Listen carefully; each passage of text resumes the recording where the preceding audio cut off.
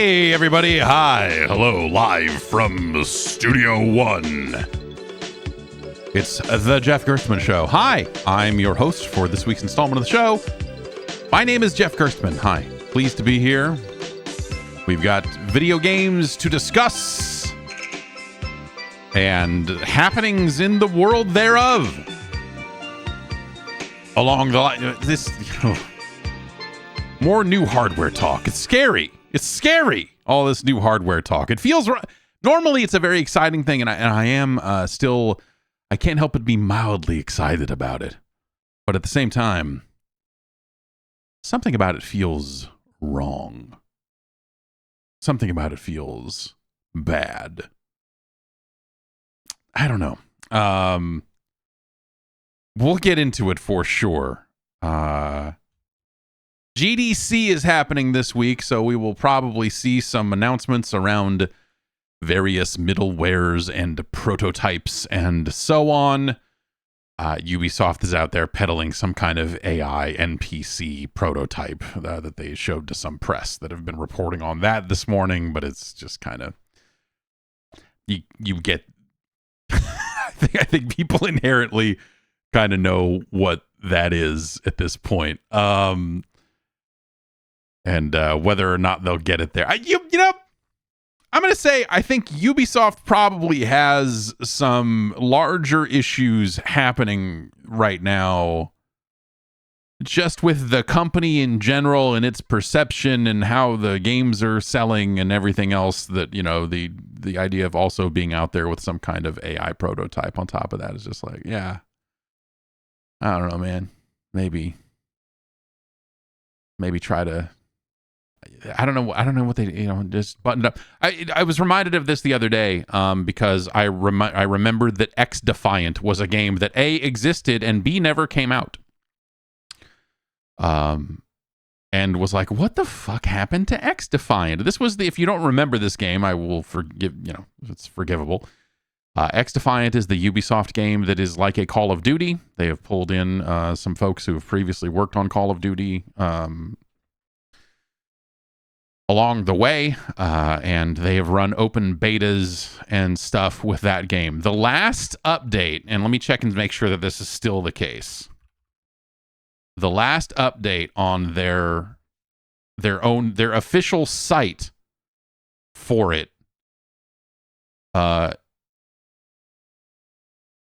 is a late September news update, and then they had a public test session after that later in September. So there is that, but it's like Mark Rubin, who was the face of the game, basically posted a long news update that was like, we were in submission. We submitted the game for release. We submitted it to Sony and Microsoft, you know, the platform holders, and failed certification. And so we're not gonna make it out in like late September, early October, I think is where they they basically a mid to end of September release. That is now like 6 months ago. And so they failed. They were like, hey, if we pass cert and we have to do a day one patch, then that pushes our date to early to mid October. And so even that is now kind of a long time ago. And there's a bit here at the end of the post here. We said like, well, so why no firm release date? If we were following the standard rules for game release, we would have a date set far enough advanced with enough buffer to have a confident release date. However, like a lot of things with the game, we have not chosen the typical route. And so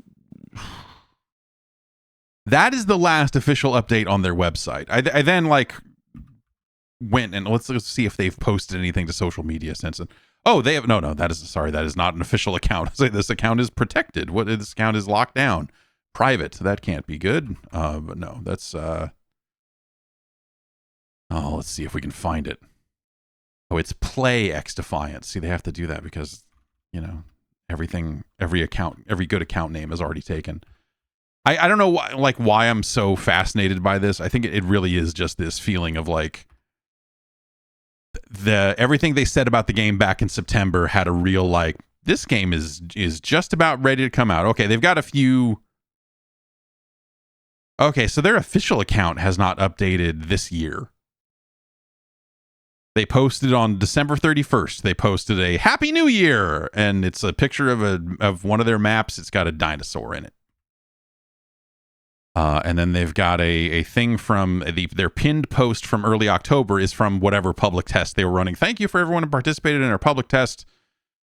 It surfaced some inconsistencies in the game experience we need to address prior to launching our preseason, so we've made the hard decision to delay the preseason of XDefiant. The team will continue working to address these issues and testing them to make sure we deliver on our goal of being a best-in-class arcade shooter. What does that even mean? You're now like a vertically scrolling, you're like a Xevious-like? Don't say arcade shooter. That doesn't mean anything. There were no... It's not a thing. We say arcade driving games because there used to be driving games in arcades and they played a specific way. Arcade shooter is fucking Truxton. Yeah. Oh, we turned it into... I mean, hey, you know, if they turned it into Galaxian, maybe that would do better for them. I don't know. But they have not updated this calendar year. That can't be good. Like, I don't want to be a jerk about it. Like, that game was not like, I don't know. That game seemed competent. Seemed okay. You play it, you go like, all right, yeah, no, I see. You've made a game for people that like Call of Duty but are tired of Call of Duty or something. Like, you know, you're trying to make a Call of Duty-esque game, and that's fine. There could probably stand to be a little bit more competition in that space. I get it. But it never came across as like it was going to be some dominant game either. So I don't like, it was always this feeling of like, okay, you're trying to court this class of player who feel aggrieved by skill-based matchmaking and whatever other weird shit. Like you're trying to pull those players, but then Call of Duty still pulls those players. And so what's the, I don't know, there's a whole,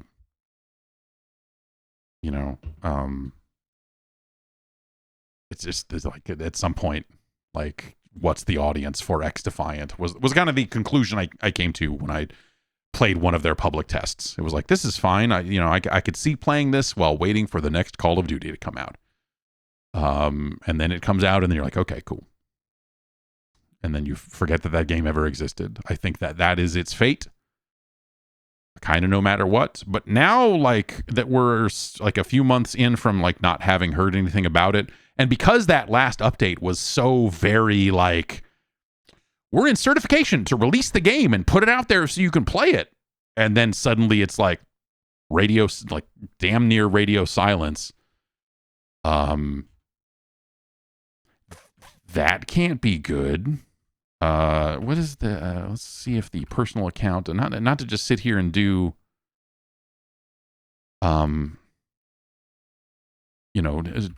social media investigation stuff here, but okay. We will look up Mark Rubin, who is the executive producer on XDefiant. His Twitter account is previously known for being an EP on Call of Duty. January 25th. Hello, all. Quick update. Okay. The text of the post is, sorry for the delayed post. I've been a bit under the weather. And then it's a screenshot of some text. Hello, all. Quick update. We are doing some private tests to verify all the work that we did in the last few months. So far, things are going well. And we are all as eager to go live as you. As the team has hard at work to get us to live, we want to thank everyone who has supported us through this development.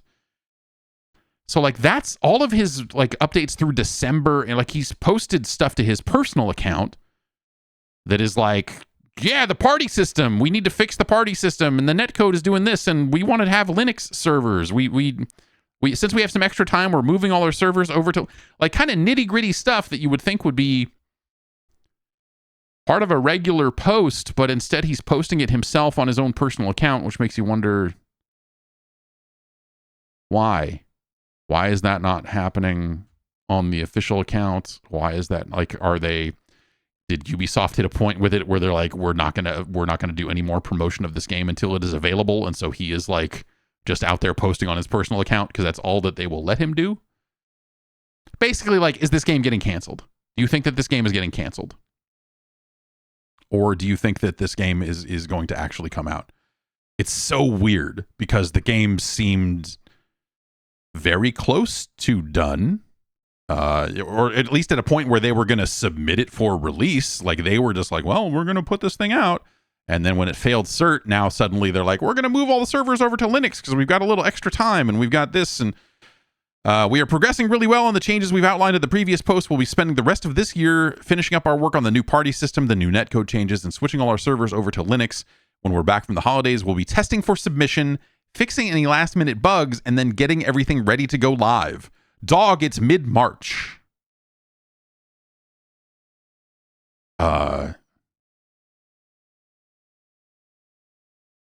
That fucking can't be good. There's no, and it's hard, what do I know, right? I don't have any inside information on XDefiant at this time. There was a time back before they announced it when I knew a whole lot about it, from a few different sources, I guess. But I've not heard anything recently about it. And yeah, I don't know. This simply cannot be good. Back in November, first off, I can't give you a date yet. And again, this is Mark Rubin's personal account. This is not something that is coming from the XDefiant official. I don't understand that.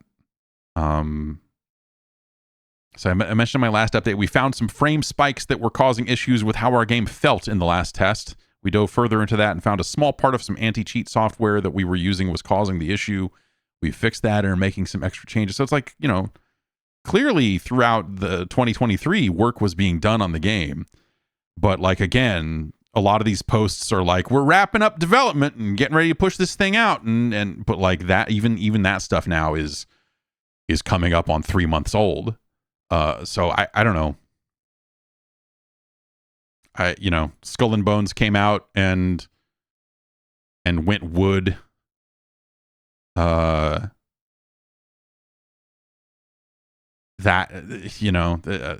Prince of Persia game that is pretty cool, but I had too much trouble playing it being colorblind because the accessibility options were not good for my specific needs. Sounds like that game did not sell especially well. There's been I think a lot of ink. I guess we can't really say ink anymore. A lot of e-ink. Jesus. Shoot me in my face. People have done a lot of writing about where Ubisoft is currently at, right? And how it's going for them. And it seems like it has been going poorly for them in a variety of ways for the last few years, whether it's sex pests all around the company and the company's unwillingness to do enough about it and all the internal investigations that they had to do around that stuff, one way or the other. Games getting delayed. Obviously, Skull and Bones was in development for somewhere between 30 and 40 years. Unfortunately, the records don't go back that far. We don't know how long they spent making it. And it finally made it out to absolute zero fan, just instant flatline. Their games feel like they are increasingly out of step with what people want. The Ubisoft open world formula joke used to be a joke. And it used to be something about the fatigue around that was something that people expressed, but they were still like, but I'm still playing these games because at the end of the day, they're still like, I wonder how Avatar did for them, for example. I don't know if they ever, I'm sure they've had earnings calls between now and then. We could probably look that up. But Avatar felt like a game that very much came and went. And that was something I'm sure that they probably were counting on doing better than it did. Assassin's Creed hasn't felt vital for kind of a while now. They did put out, what was the one came out last year. Like Assassin's Creed feels like it's very off, like it doesn't feel like people want it the same way they did. Far Cry feels like they maybe Far Cried it into the dirt a little bit too hard last time, and I'm sure that it seems like they will probably announce one this year, right? They'll probably be like Far Cry 7, baby. So yeah, I don't know, man. It just there's a stink around it. But that last Assassin's Creed was a different kind of smaller game, which that was kind of the appeal. It was like, oh, cool. They're going to change things up and do it up and and mess with it a little bit, and it's like, yeah, okay. Maybe it turns out I don't actually want an old Assassin's Creed, a new old Assassin's Creed either. Maybe that ship has sailed as well. So I don't know. Obviously, Rainbow Six Siege is probably still doing quite well because that game has been huge for years. I'm sure Trackmania is fucking raking it in. That is it's Ubisoft's best game. Used to say that with like kind of a wink and a nod as to like, well, I love Trackmania, but no, now, Trackmania is Ubisoft's best game right now. Maybe that, if they can get to that Star Wars game and that Star Wars game is good, then maybe that will be the thing that kind of just, I don't know, man. Is it like a mojo problem? Like, can a company have mojo? Can a company have, like, sure, of course it can. We think about eras. Someone compared them to Capcom in 2012 in the chat a little bit ago, and I'm like, yeah, you're right, yeah. Like, Capcom was lost for a while, and then it was found. And Ubisoft just increasingly feels lost. But they're out there talking up some, AI powered NPC.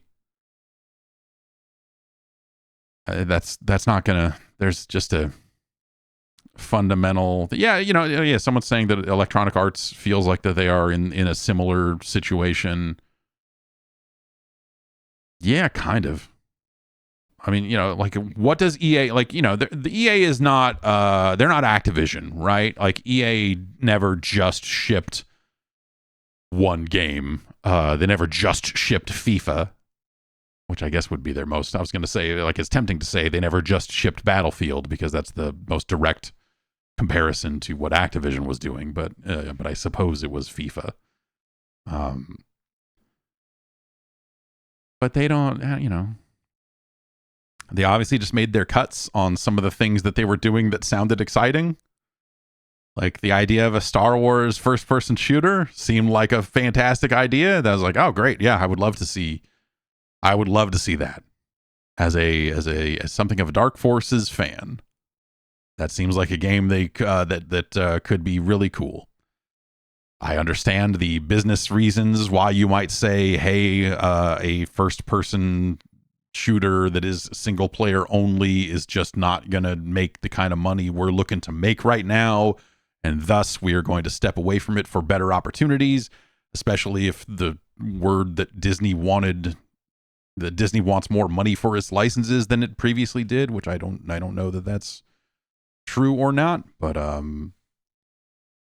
that has been some of the word going around, is that Disney maybe was trying to extract more money out of that deal or out of every deal, but I don't know. So yeah, maybe at some point they're just like, there's no way that this game's going to be profitable enough for us to continue putting money into it, and they had been on that game for a while now, so I don't know. We talked about those layoffs and all that other stuff last week, but there were some more layoffs reported at Respawn, specifically on the Apex team. Part of the previously announced layoff, I don't think this is a new layoff per se. It's more that they're just kind of taking too long to do it in some cases. So, what is EA? What is Electronic Arts? It's, like Madden hasn't felt vital in a long time.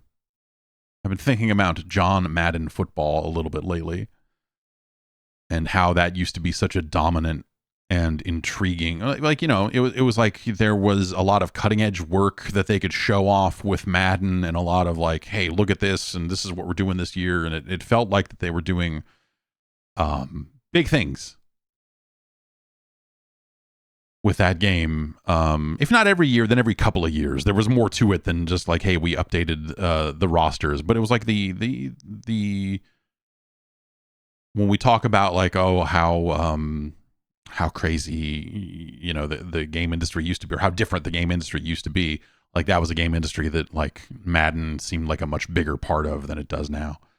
And now I guess, EA doesn't have the FIFA license anymore, so they're calling their game EA Sports FC, which I wonder, like, FC obviously means football club, but that's a well-recognized term in parts of the world where soccer is played, increasingly in the U.S., I guess. Yeah, I mean, that's not that out of line anymore. But I don't know. Is that something that, like, if I were 25 years younger, would I still feel weird about the term FC? Because I know that because when I see it used on American soccer teams, when I see them try to call them FCs here, I just go like, oh, you fucking whatever. Shut up. Trying to be all fancy. Like the real soccer teams. We're going to call ours an FC too. What are we? We're Miami FC or whatever the fuck they, Like, no, come on. But maybe that's not a big deal to, I'm sure it's not a big deal to anyone that actually fucking cares about soccer. But it's, I guess I think about it as like, there's probably a much larger and more casual side of the audience that would play FIFA, that would look at this and go like, I don't know what it is. I don't know why they change, or, why can't they just, like a more casual audience that maybe doesn't, but I don't know. Anyone's a soccer fan probably is going to know exactly why the game's not called FIFA anymore. Cause they're going to be like, yeah, FIFA, those motherfuckers are crooks. So yeah, it makes sense that they wouldn't call the game FIFA anymore. I don't know. Yeah. EA's lineup just seems weird. And especially the non-sports lineup. And they'll eventually put out a college football game again someday, right? And it doesn't, I don't know. That process seems like it's been extremely slow going, of the getting the player names and whatever other weird licensing stuff they have to do to make that a reality. But yeah, they're going to theoretically do that, and they're never going to make another SSX game again, and they're never going to make and Skate's going to be a free-to-play microtransaction driven skateboarding game, and we'll see what ends up happening with that. And yeah, I don't know. I have been playing. Well, I just want to quickly say that Llamasoft Grimoire is out of early access. That is the Picross game that has been on Steam. They're eventually going to bring it to Switch, but they decided to launch it in early access on the PC for a while. And Llamasoft, like logic and art, but without the C. Llamasoft. Like Logic Cool, but less cool and more art. That is out of early access. If you are interested in a solid Picross game that runs great on the Steam Deck, that's there. I have been continuing to play that. It's good. Also, Llamasoft, the Jeff Minter story has been released across multiple platforms. I have been spending a bunch of time with that. It's a good collection of Llamasoft's output in the 80s and the early part of the 90s. And I wish it did more. I wish it had more. I wish it had more content across the board. I wish it had a larger portion of Jeff Minter's later work. like Space Giraffe or TXK, which is still like trapped on the Vita, and you know, a Tempest 3000 on the Nuon. There was an opportunity there. If there was ever going to be an opportunity to like use money to make a Nuon emulator, that would have been the time. And no, we're not going to get that. And that's unfortunate, because that game feels truly lost. You know, like to the point where I was looking at Nuons on eBay last week and going, fuck, god damn it. Am I gonna have to buy a damn Nuon? And the answer is probably no. But I was I shouldn't buy a Nuon. I'm not even that big of a Tempest 2000 fan. Like, it's a great game, but I could stand to be better at that game. And instead of going and investing in a whole new one that I'll play twice and go, huh. So it's a bad idea for like 12 different reasons. But the Llamasoft collection is great because it does have some amazing classic old video games on it. And Citadel is one of my favorites. That's a weird... It's a strange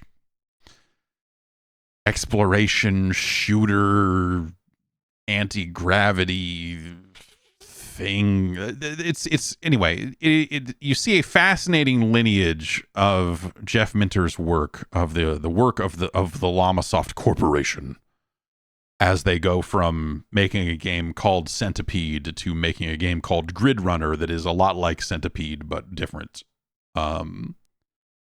And coming to the realization that like there's a big chunk of Llamasoft's output that is very devoted to taking inspiration from arcade games and remaking them again and remaking them again. There are so many different takes on Grid Runner. You eventually get to Llamatron, which is a Robotron knockoff with some interesting new power-ups and stuff like that. And it's an era of computer gaming that does not get touched on a lot. But it was a very big part of the 80s. Seemingly, especially in the United Kingdom, where arcade cabinets seemed like they were perhaps a little bit harder to come by than they were in the United States.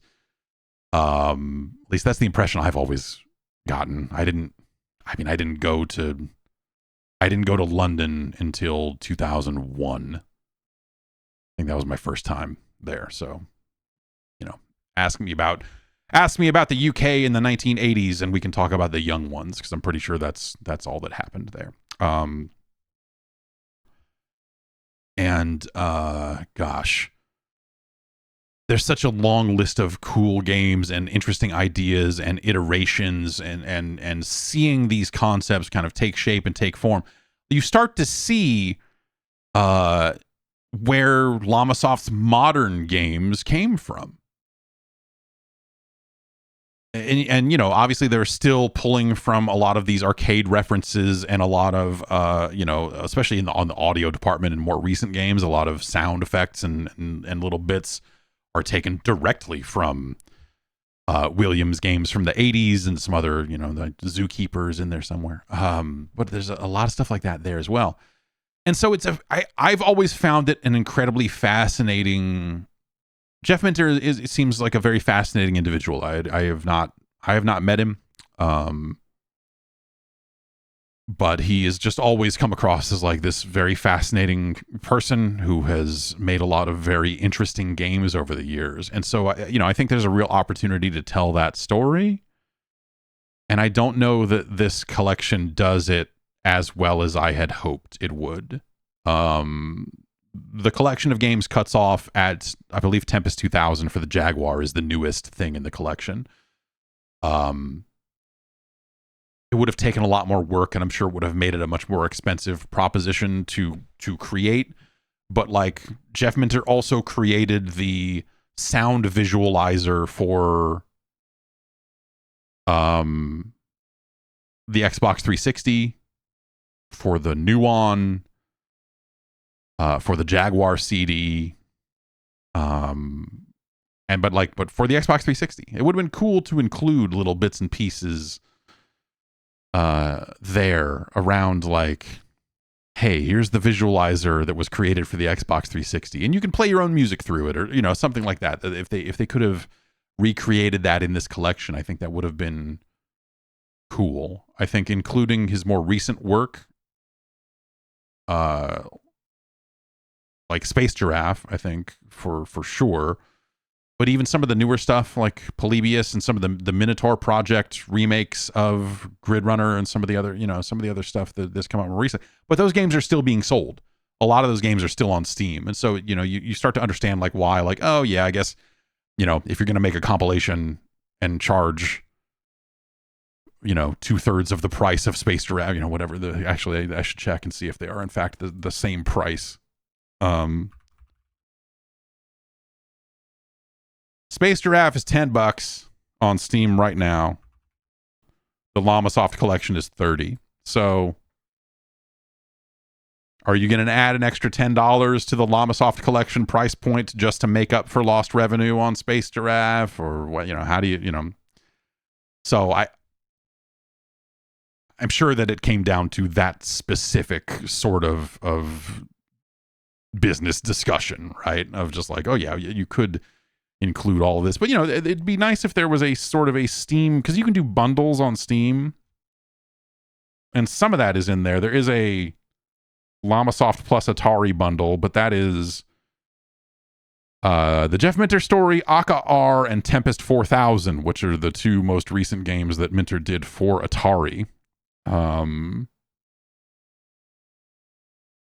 So yeah, I don't know. Maybe he wasn't willing to give up anything on Space Giraffe, which is he published that himself, and so on and so forth. I'm sure that probably was a big part of that. So, but I guess, like, I don't know, like I want to hear that part of the story, and I guess I feel like the videos and the supplemental material, a lot of it is really fascinating stuff. You get to see a lot of great magazine ads from the 80s, and there are interviews. It seems like a lot of the video clips were taken from shoots intended for Heart of Neon, which is a documentary that someone has been making about Jeff Minter for years, and it is still not out. It feels like it's been in the works forever. And that is still not available. So, but like, I guess, like, it doesn't. The videos don't feel like they're telling enough of a story. They feel like clips about a topic. It doesn't feel like it's telling the story of Jeff Minter in a way that I hoped it would. It kind of gets into bits and pieces of things around the edges, but it seems very focused on these kind of specific topics. And I wish that there was just more, like the Karateka documentary is so good at kind of talking to Jordan Mechner about all these, like there's just so much more of that in there. And so I don't know, this feels like, and I wonder if this was just kind of put together, like not on the cheap per se, but this doesn't feel like it has the new work put into it that Atari 50 did, or like the Karateka series did. This feels like, all this stuff is out there. We have all of these emulators created. There's already a Conix multi-system emulator out there that we can, either make our own or repurpose it or whatever. Like, we can pull all of this stuff together, all this existing work from this documentary and this and that, and we can package that into one of these Gold Master Series games and put it out there. It doesn't feel like it's up to the level of quality that Digital Eclipse has been doing lately,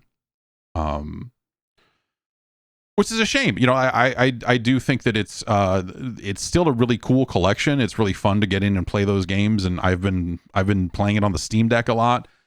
And it's nice to have, sometimes those computer games have weird keys and functions that are difficult to just map in a normal off-the-shelf emulator.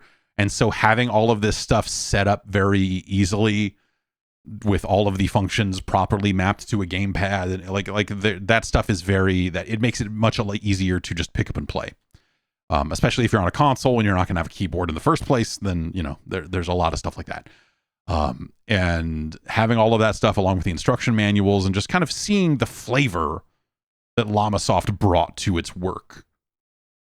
You see a lot more of that by having the manuals and the newsletter that Jeff Minter put out and sent to people in the mail. And there's you see all of that flavor, but there's not enough of it in the video. There's just not enough. Like the bulk of it is like, here's the same shot of Jeff Minter sitting in front of a computer and he's talking, and it's just, the whole thing feels like it deserves better, I guess, is ultimately my feeling on that.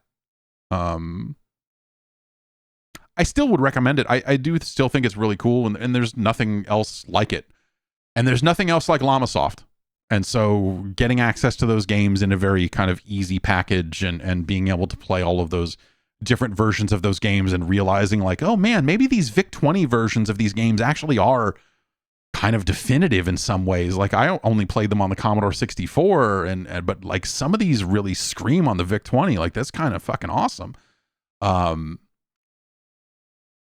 being able to see that and experience like those different versions of the games, I think, is still really meaningful. But it's, I don't know. There's not enough humanity in it or something. I don't know. But that's out there now. You should check it out for sure. I put a video up on the YouTube channel of some aspects of it. So you can give that a look and decide if it's your kind of thing, because some of those games might appeal to very specific tastes. I don't know. With that, why don't we take a break and we'll come back and we will get into the news. How about that?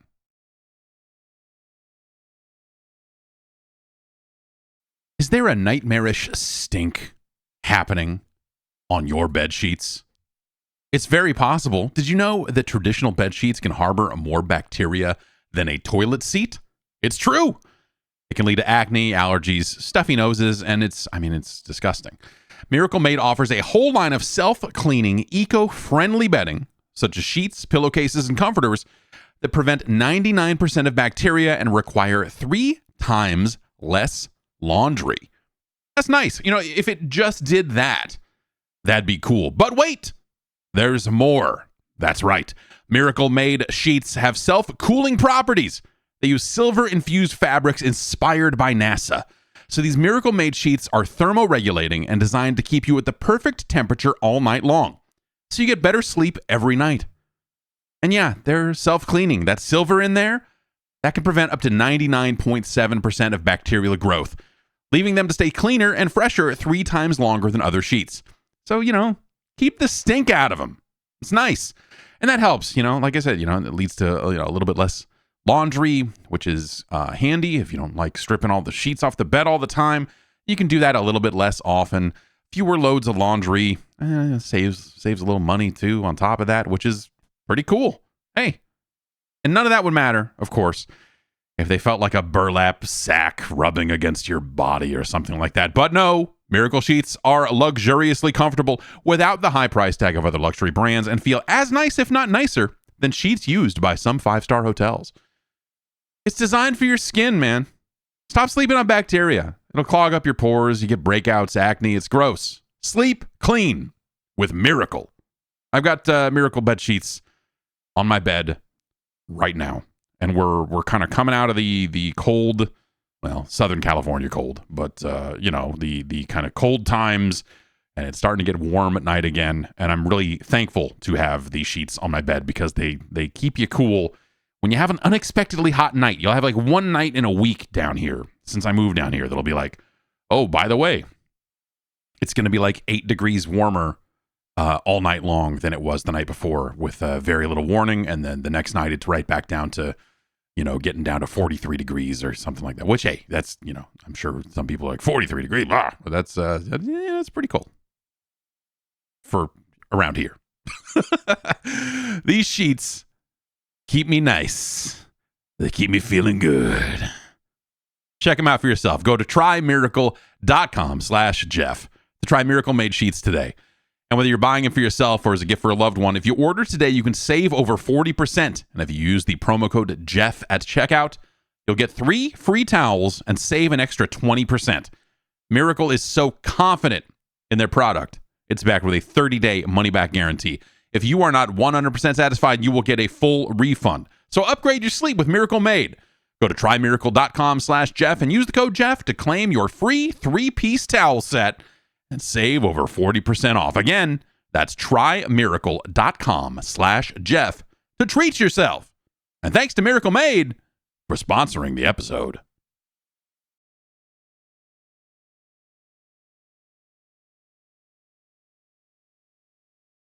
All right, we're back. Let's get into the news.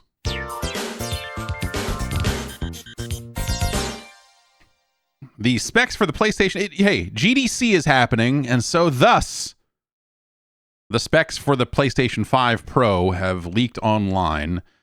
A handful of outlets have reported on this. These originated from a YouTube channel called Moore's Law is Dead.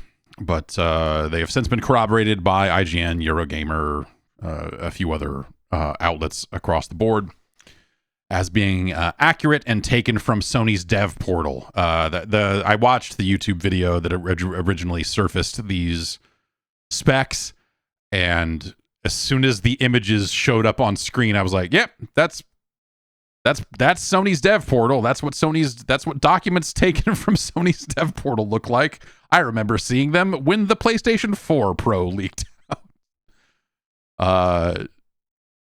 It's changed a little bit since then, but not that much. You still like, that's pretty, either someone is making a really good fake or that sure looks like what those usually look like. But the specs have come out across the board. The specs have come out across the board, and multiple outlets have been reporting similar stats across the board. It is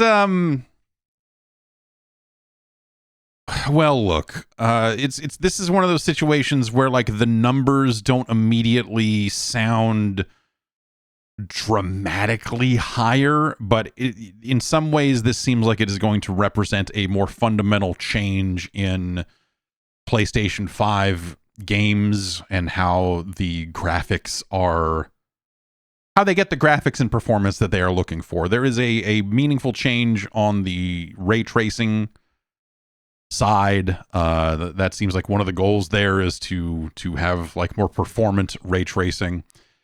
We're seeing it's basically the same CPU, but it has a new high frequency mode. I'm looking at Eurogamer's take on the specs right now. But again, this is a lot of outlets have been reporting on pretty similar, have been reporting the same numbers. So the CPU can clock up to 10% higher in this high frequency mode, but that will cost it some of its GPU power at the time. So there's a bit of a trade-off there. Because they need to keep the heat under control and power consumption and all of that stuff. So they clock up the CPU and the GPU takes a little bit of hit. So it's kind of a little boost mode. Nothing that fancy. There, the GPU is saying it is 33.5 teraflops, but it's a different architecture. So it's not a directly comparable number. Because the PS5 was around 10.2, 10.3 teraflops. This, I think, if you did the math and tried to make a more apples to apples comparison there, you would come up with something around 17-ish teraflops there, and then you would have the increase that everyone seems to be reporting and developers seem to be talking about as an internal number, is about 45%, which is that's solid. I don't know, like 45% more graphics. The sweat on these basketball players will look so real. No, there's a little bit more memory to play around with from the looks of things. And that's kind of it in terms of just like the numbers. The big difference here is that they are rolling out an upscaling technology, something like a DLSS or like an FSR, but they are calling theirs PSSR, PlayStation Spectral Super Resolution, PSSR.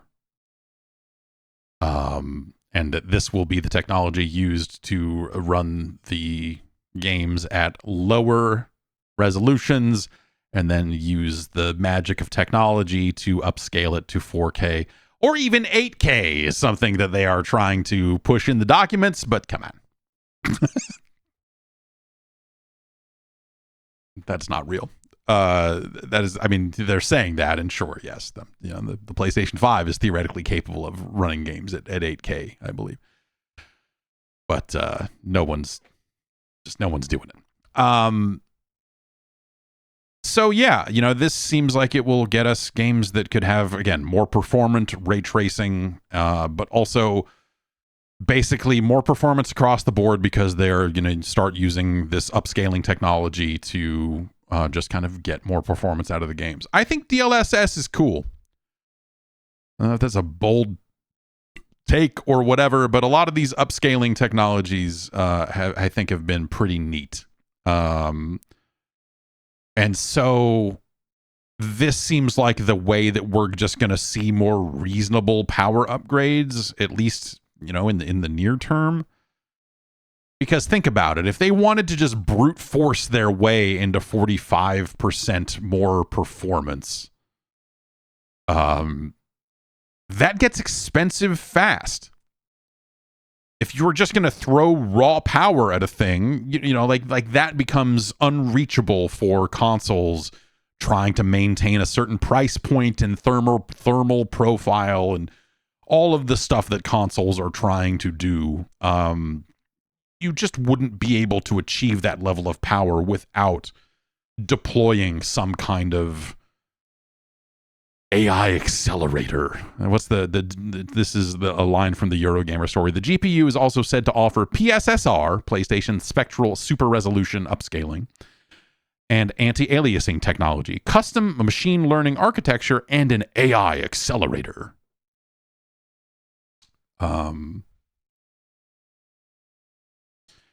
The console still has not been formally announced. It is said to be due in the second half of this year. So I assume if we're having a specs leak now, we see an announcement sometime in the summer and we see a release sometime in November or something like that. Be curious to see what the price point ends up being there. They have not really cut price on the base level PS5. And so it does become a matter of like, all right, so are we going to...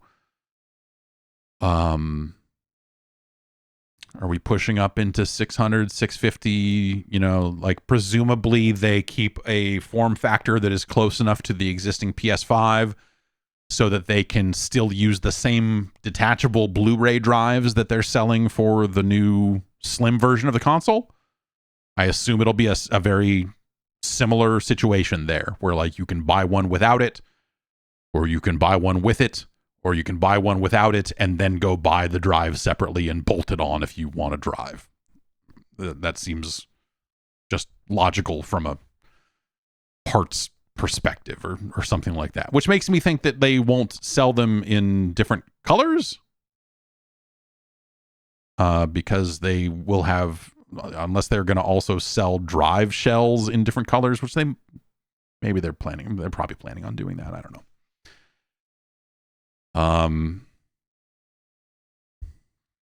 That's pretty much the long and the short of it, man. It's we don't really have any indication as to like what games are gonna be shipping around this time to take advantage of it.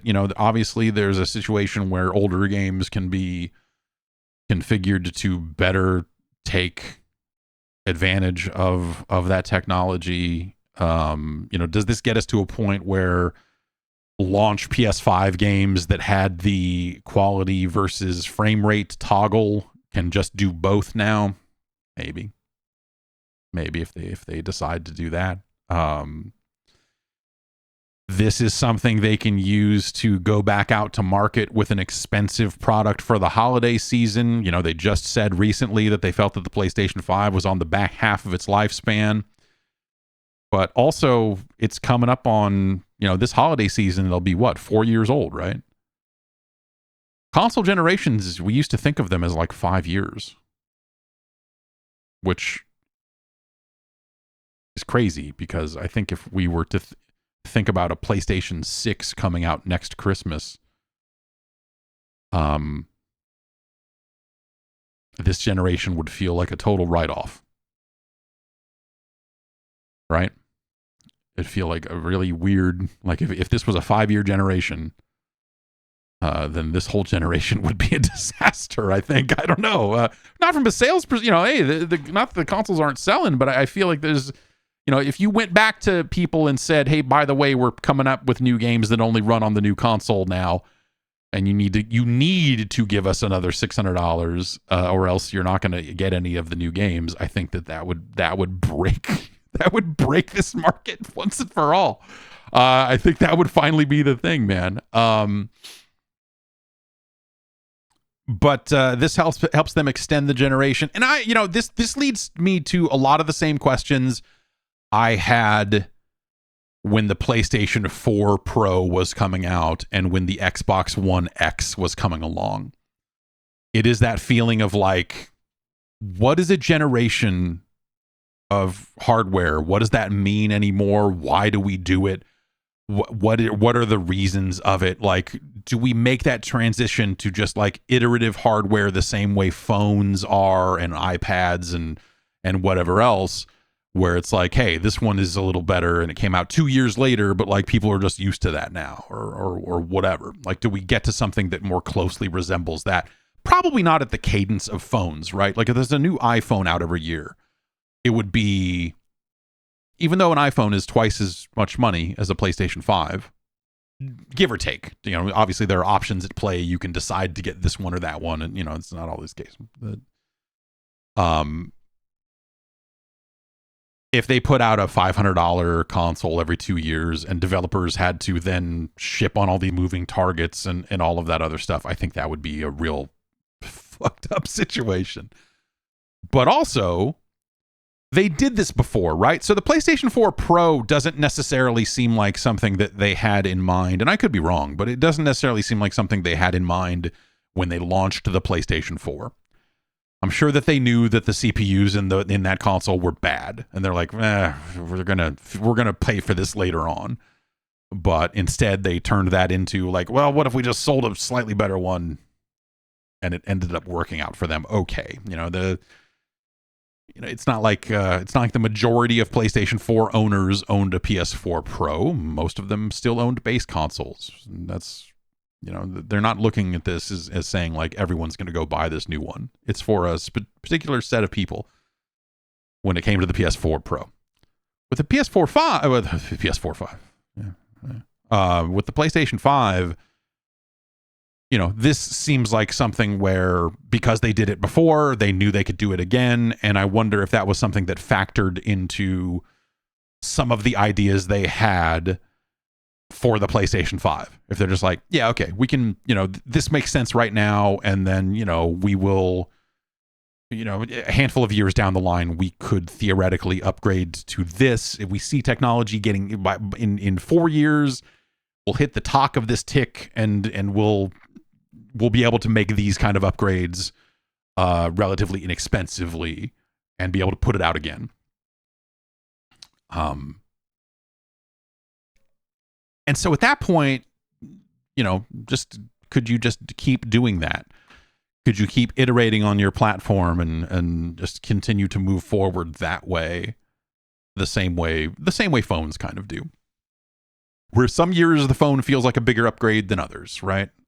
Some years it feels like, oh, this is like that. What this year is the iPhone 15 feels more like the iPhone, the iPhone 14 Pro or something, and the iPhone 16 that's going to be the one that is a bigger deal. But the iPhone 17 will just iterate on the 16's design or whatever. Like sometimes the iPhone feels like it's on something of that TikTok kind of 2-year cycle thing as well. And then as I got to think about it some more, and you get to that thought like as you follow that thought process down, you start to get to a point where you're like, oh, why do they even put numbers on these things anymore? Why don't they just say, here's the new Xbox, here's the new PlayStation, blah, blah, blah, blah, blah. But like the marketing potential of this is the PlayStation 6, and that's a benefit that Sony has that I think that Microsoft does not, because Microsoft fucked around with its numbers and now they don't even have a number in their thing. This is the Xbox 4. That's why they didn't do it. And it makes perfect, like, oh yeah, of course. Because if they were selling an Xbox 4 when Sony was selling a PlayStation 5, well, that wouldn't work out. Except it's kind of already not working out. It's not like Xbox's hardware sales are, I don't. If they had named it an Xbox 4, I don't think it would have sold worse than it did now compared to the PlayStation or something. But it does get you thinking, like, oh, does the number increasingly just feel like a marketing thing as opposed to a designator that signifies real meaningful change in the future of video games? Because that's how it used to feel. Like, think about the PlayStation to the PlayStation 2. It's bananas. It's bananas. If you think about the PlayStation 2 to the PlayStation 3, that is also pretty crazy.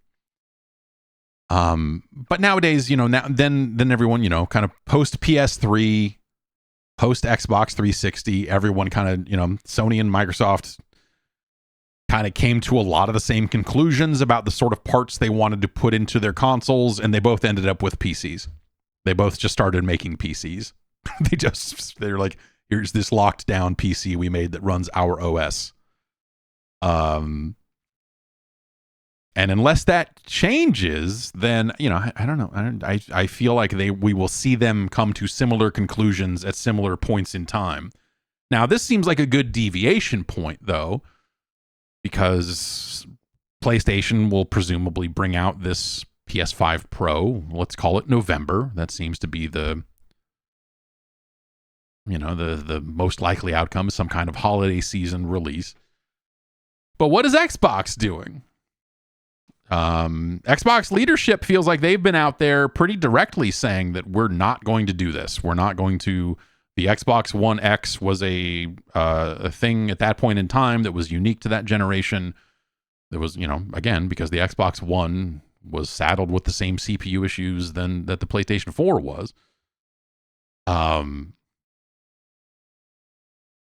And they just didn't seem like that they were especially interested in putting out new hardware, because they went a different way at launch, right? They made the decision, and they tried to spin it this way and say, well, the Series X is our pro console because the Series S is out there doing they aimed low. Which is, I don't know, in some ways, like, it's not the cleanest comparison. It's not the cleanest metaphor, but like, Sony chose the NVIDIA route. Microsoft chose the AMD route of like, hey, what if we made something that was more reasonably priced for normal people? And they came up with the Series S.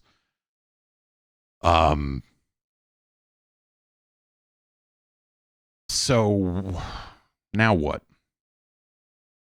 Microsoft theoretically does have some more hardware to come. They claimed as much when they were talking about games coming to other platforms. They kind of say like, oh yeah, we've got some hardware later this year. So in theory, they are preparing some kind of new Xbox related hardware, and we don't really know exactly what that is.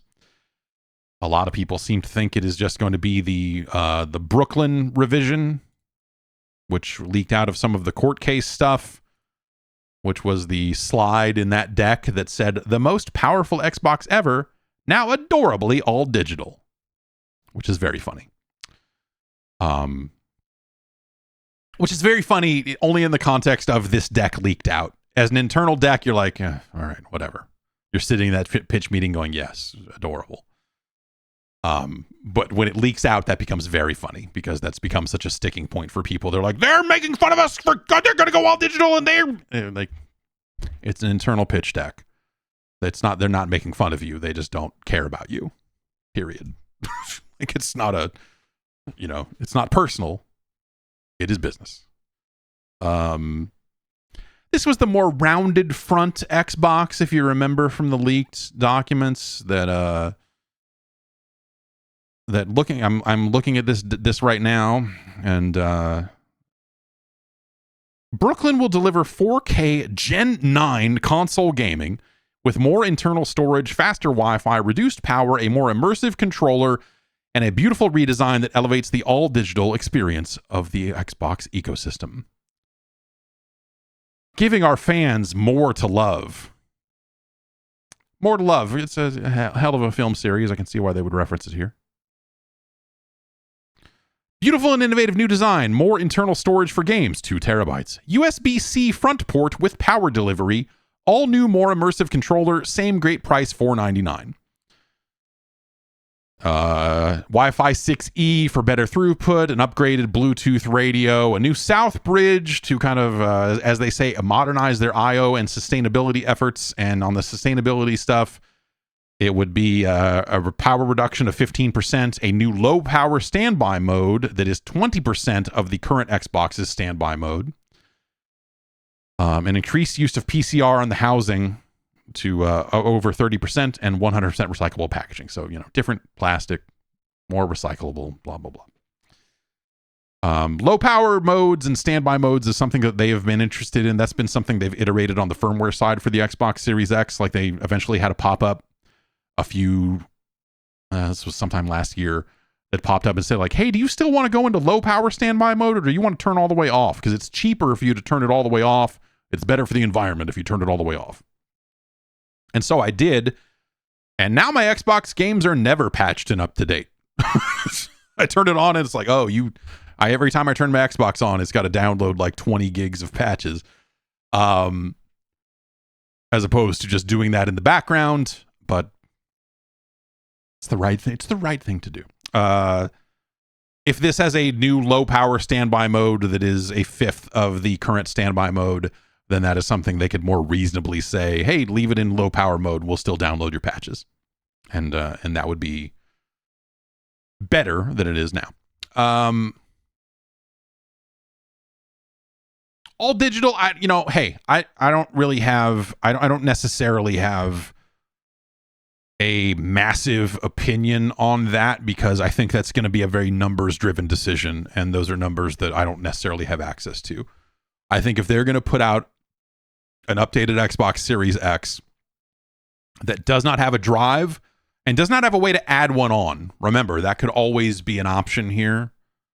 If they really wanted to, they could sell you an external drive. I don't own a single physical Xbox Series X game. Not a one. And I have like 2 physical PlayStation 5 games. And that's only because instead of sending digital codes, they sent copies of the game. Now, I'm not the average consumer, so I don't know, different people are going to be in different situations. There are still situations where the better deal is physical, right? Especially when games do bad at launch. You want a deal. Well, and at some point, this game is not a deal at any price. But if you want a deal on Suicide Squad, I know a guy. No, but if you want a deal on Suicide Squad, it is from the retailers that are blowing them out, that are like, fuck, Warner Brothers convinced us that this would be a big game and it would sell, and so we bought a lot of copies to put in Walmarts all around the country, and no one fucking wants this thing, it turns out. So we're going to knock $30 off it to get it out of our goddamn warehouse. And so, you know, those physicals end up being cheaper that way. And so there's value there. So, you know, and obviously used games are used games. And so there's that value conversation is matters as well. But, personally, as someone who tends to play games at launch and so on and so forth, that's not something of great value to me personally. So, the all digital thing, for me is more about, I have a physical copy of 50 Cent Blood on the Sand, and they are not selling that digitally. And so if I wanted to play 50 Cent Blood on the Sand on a modern Xbox, I need to stick that disc in it. But again, remember, you know, in case you forgot, I'll say it again. Games don't run off the disc. You put it's just an install file. Like, you put the disc in the drive, and instead of downloading it from the internet, it copies it over from the disc. In fact, I think if you wanted to on an Xbox, because of the way they do some of their preloads and downloads, and there are ways to just download a game to your Xbox without you owning it. And you can't run it because you don't have the license to run it or whatever, but that license can come in the form of a disc. And so, you know, the disc is just a little, how do you do? It's just a little like tip of the hat. Yeah, he's cool. This guy's cool. He can play Suicide Squad. I said so, instead of the internet saying so. So you know, that's what part of why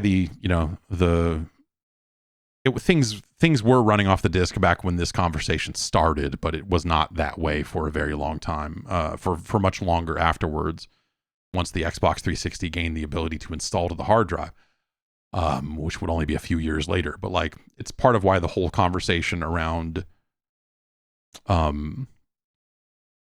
what is and isn't on a disc, when people were mad about, they put the DLC on the disc and I'm downloading a 108K unlock file. Like, yeah. Yep. That doesn't mean anything about, you know, like that's not the anger point. That's the wrong, classically. And you see some of this going around today. You have a situation where a lot of people don't know anything about how games are made.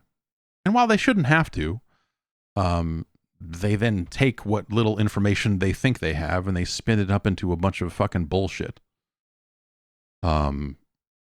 And so people were getting mad about that back in the day, and it's just like, it's insane. About the production schedules involved, and, you know, because like, obviously, like, before a game goes gold, and, you know, you'll have different people on the team that will be done with their part of the core game, and they will roll off naturally to the DLC. It was always planned to be DLC. It wasn't like, we're cutting this from the main game so we can stick it to them. At least not in that form. That was in a planning meeting 2 years prior that they decided that this is going to be the main game and this is going to be the DLC. It's not like they get to the end of development and then go like, let's take these 4 characters out of the game. Fuck them. They'll buy them. Like, it's not, whatever. I don't know why I bother. There's also an Xbox Series S refresh that was in that deck that had similar updates for the power on, you know, the power management stuff and the faster Wi-Fi and so on and so forth. 1 terabyte storage on that. To me, the most interesting part about that Xbox hardware leak was the controller. And I'm clicking through old Eurogamer stories here. This is back from September. That that page in the deck is basically, hey, here's a lightly updated take on the standard Xbox controller. But it will support Bluetooth 5.2, which is the upgraded radio in the new Xbox hardware. It will support Xbox Wireless 2 and also direct to cloud. So similar to the Google controllers, the Stadia controllers that would connect directly to over Wi-Fi to have one fewer hop or whatever. That this seems like it would be capable of doing that if you wanted to do that. Rechargeable and swappable battery, which that's what they've had, but they just usually don't pack in the rechargeable battery. But the thing here is that they're also appearing to have, okay, so what are the bullet points on this controller slide? Precision haptic feedback, VCA haptics double as speakers, accelerometer, and quieter buttons and thumbsticks. That all sounds cool. Precision haptic feedback, haptics double as speakers, that kind of sounds like what the PlayStation 5 controllers have. So, and at the time, I think I said, like, hey, that would be really cool if there was parity across the controllers, because more developers would support that stuff if it was in every version of the game. Even on PC, people would eventually upgrade their controllers and end up with a controller that could do this stuff.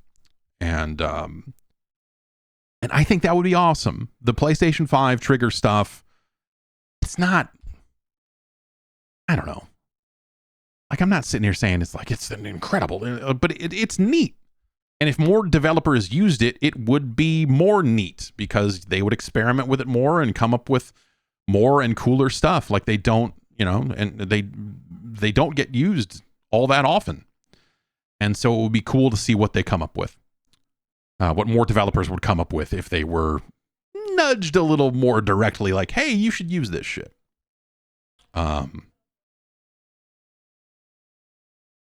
So presumably they, if they're working on that stuff, they will still eventually put out an updated controller, and maybe they walked away from this whole concept at some point, but I think that would be cool. But I wonder what the Xbox hardware story is, again, because they did say, well, a few things happened. This deck leaked out in September.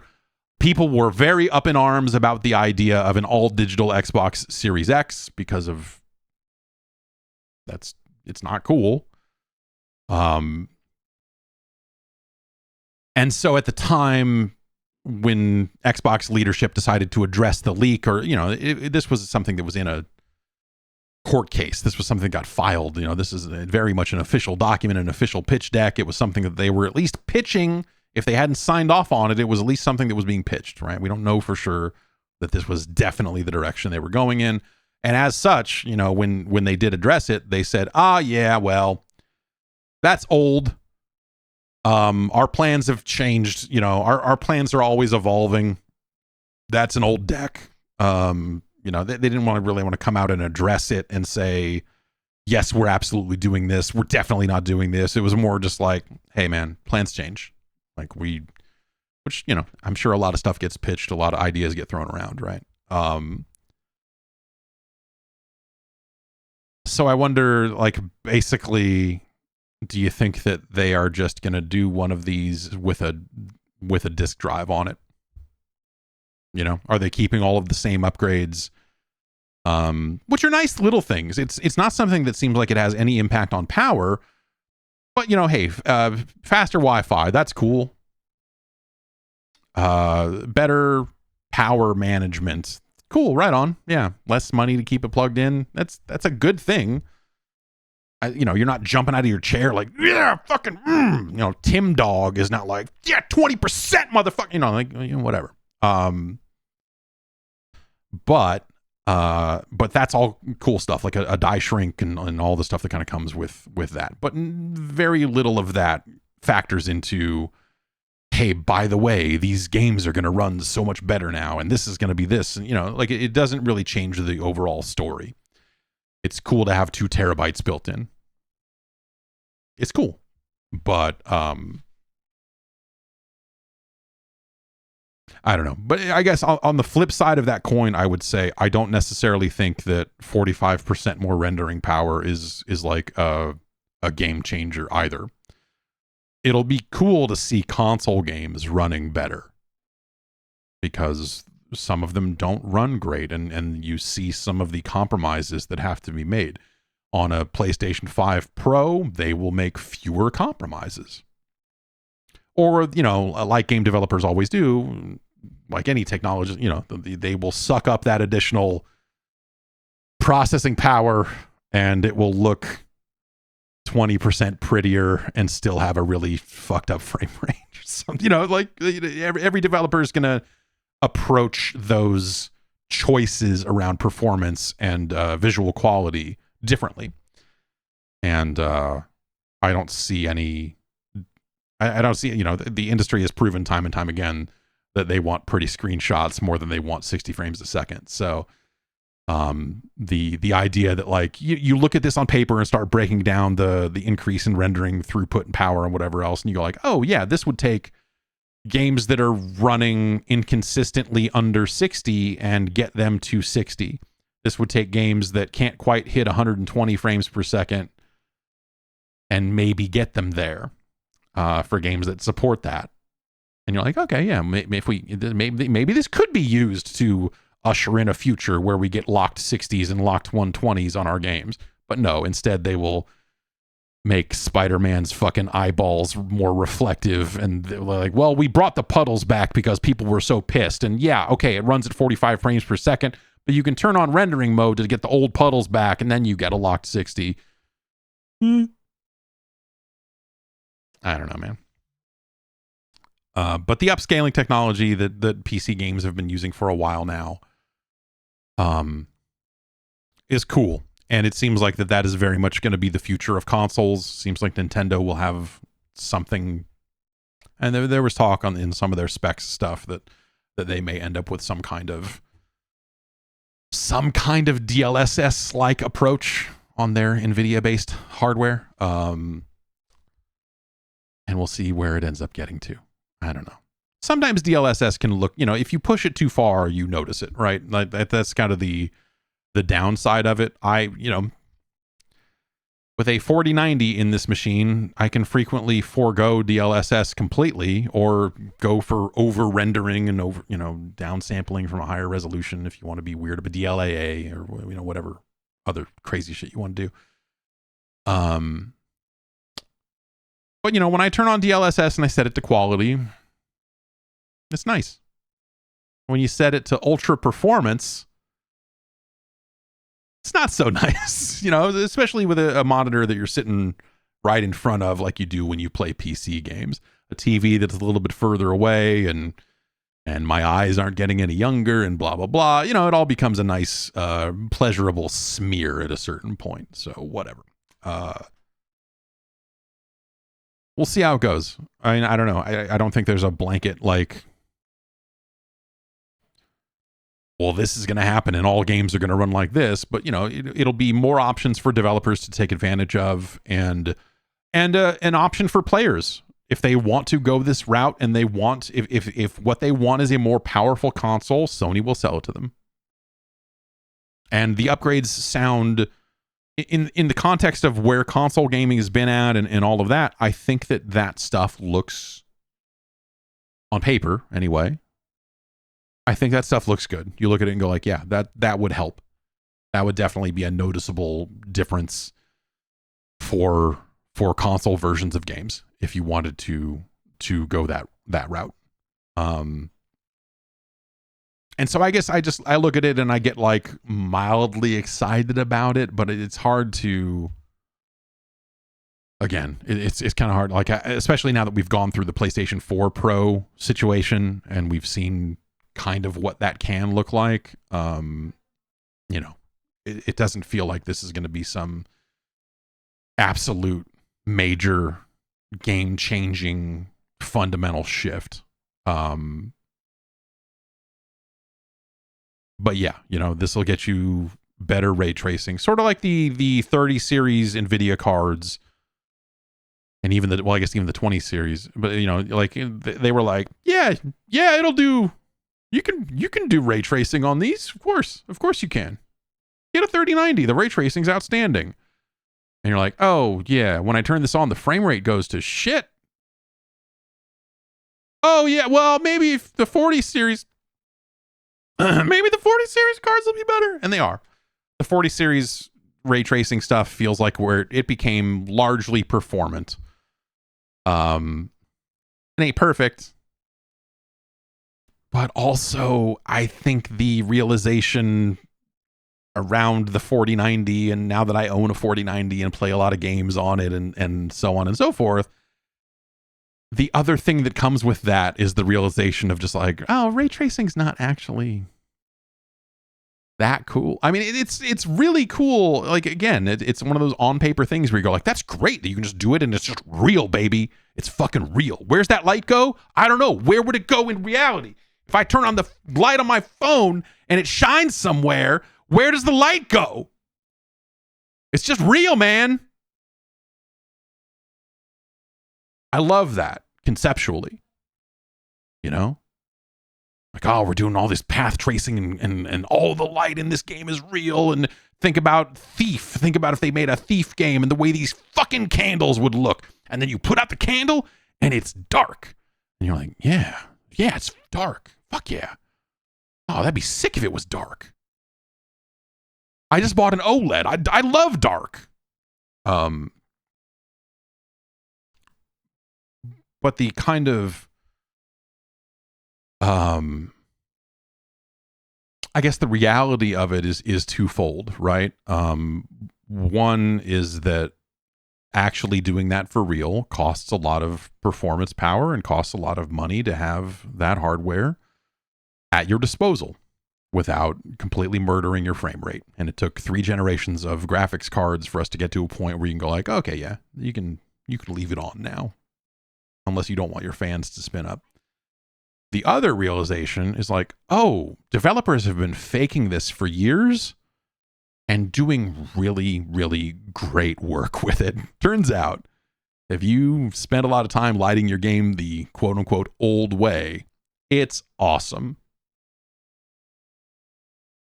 Now, it doesn't look as good in real-time tech demos where you're like, what if I put a block down here and then you see the light cast around it? You're like, okay, yeah, yes. Like Minecraft is the ultimate ray tracing thing, you know, and even there it's all fucked up. But you know, I don't know, Control with ray tracing stuff turned on looks fucking awesome. But with it turned off, and I did play with it turned off largely the first time I played through Control, because of the frame rate hit. It still looks really good. The window reflections are not as real. But it turns out that's okay. So I don't know, man. Yeah, like some games, yeah, it's cool what Cyberpunk did with it. Because that's a very big game. It's a very complicated game, and seeing their approach for path trace lighting and all the stuff that they do there is neat. It's really cool to see it there. But Cyberpunk 2077 is no Quake 2, turns out. On any metric, really. if you really think about it. Not just on ray tracing, but really across the board. It's no Quake 2. In other Sony news, there's some Bloomberg reports going around that IGN has picked up and a handful of other outlets about PSVR 2. And the upshot of this is that the claim is that they have paused production of PlayStation VR 2 headsets because they have a lot of them unsold. You know, and I guess the report here is because sales of the headset have slowed progressively since its launch in February 2023. Wow. I cannot believe that it's been a year since the PSVR 2 shipped. But because the sales have slowed, they have had an increasing buildup of stock of unsold units, and so they are going to stop making them because they have enough of them unsold right now. Again, like not shocking news. Not shocking news. I mean, obviously Sony just went through a batch of layoffs, and one of the things they shut down were studios that had worked on VR projects. So It's hard to imagine Sony putting any further major investment into VR software. It's there if third parties want to ship games on it, but it seems like the news here is that they are not selling enough headsets to. But hey, if you're a VR developer, you need all the sales you can get, so maybe it's worth it for you to port to PlayStation 5.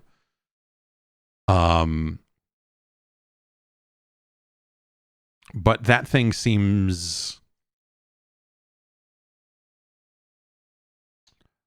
almost totally abandoned. So that kind of helps make this story a lot easier to believe. Like, Sony does not seem particularly invested in PlayStation VR 2. Past launch, they didn't. Like by March 2023, it seemed like they were like, cool, man, all right, we did it, moving on. Let's make a handheld device that doesn't run its own games. Okay, I guess we could do that. Let's go do that, I guess. But yeah, I don't know. This thing seems done.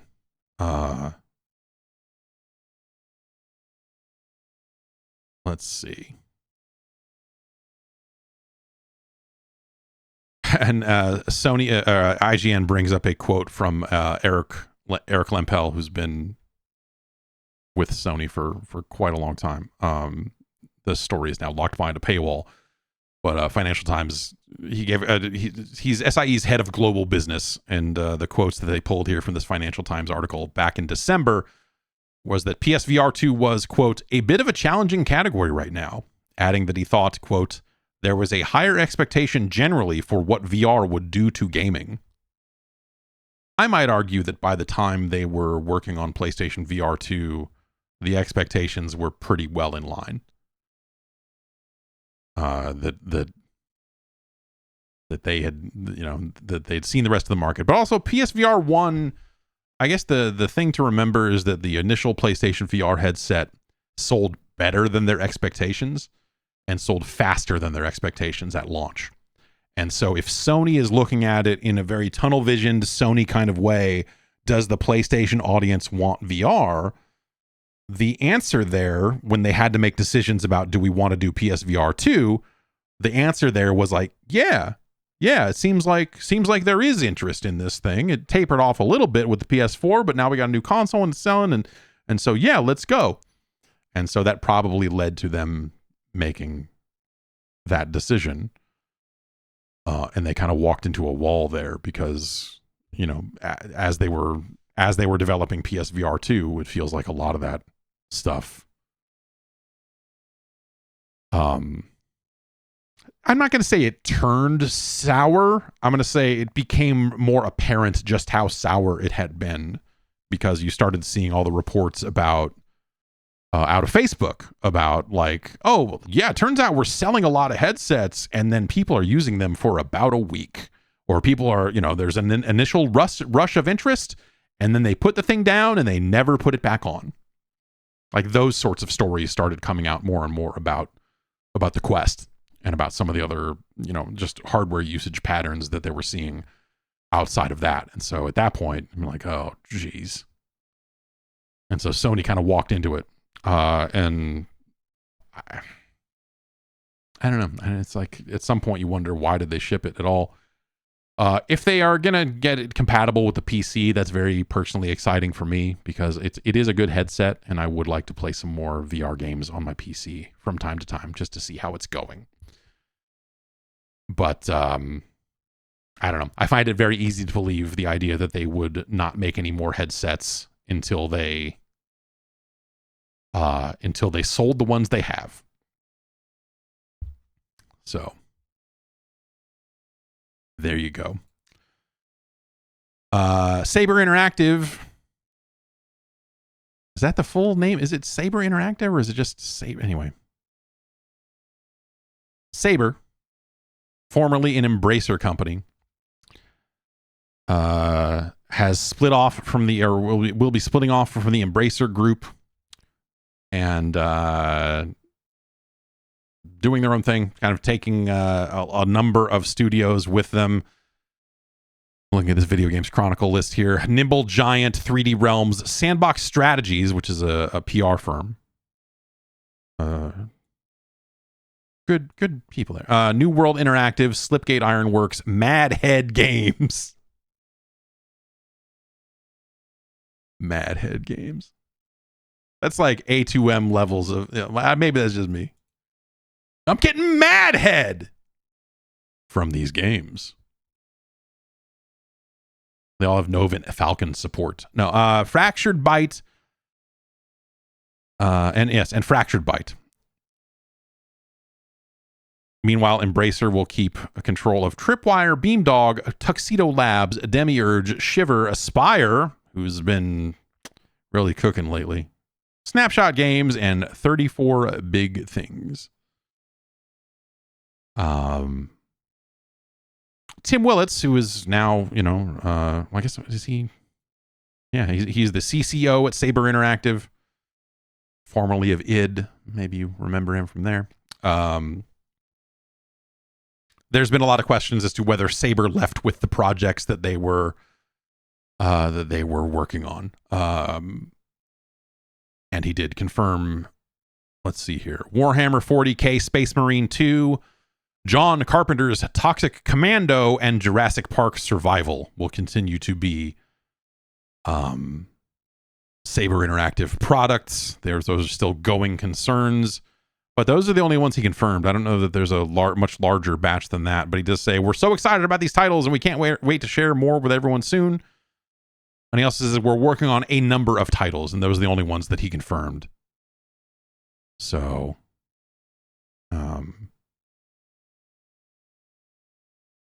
yeah.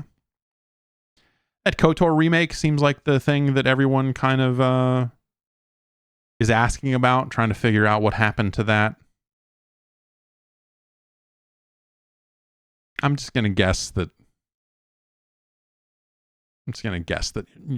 maybe that's just never going to come up again in polite conversation. Aspire did just ship that Star Wars Battlefront collection, which was and still is, from the sounds of it, a fucking shit show. I think of Aspire as the company that put games out on the Mac. Aspire was like, you want Tony Hawk on a Macintosh? Okay, we're your huckleberries. And then they went and did the work. And then Mac gamers, who, all 12 of them, who are just happy that anything works on a Mac, at least they were back then, were like, great. But this Battlefront collection, they launched with like 4 servers or something. They didn't launch with like not enough servers and could not spin up servers fast enough. A lot of the online stuff in this collection was broken. And then also they managed to both promote it and then ship it with mods from mod makers that they did not own.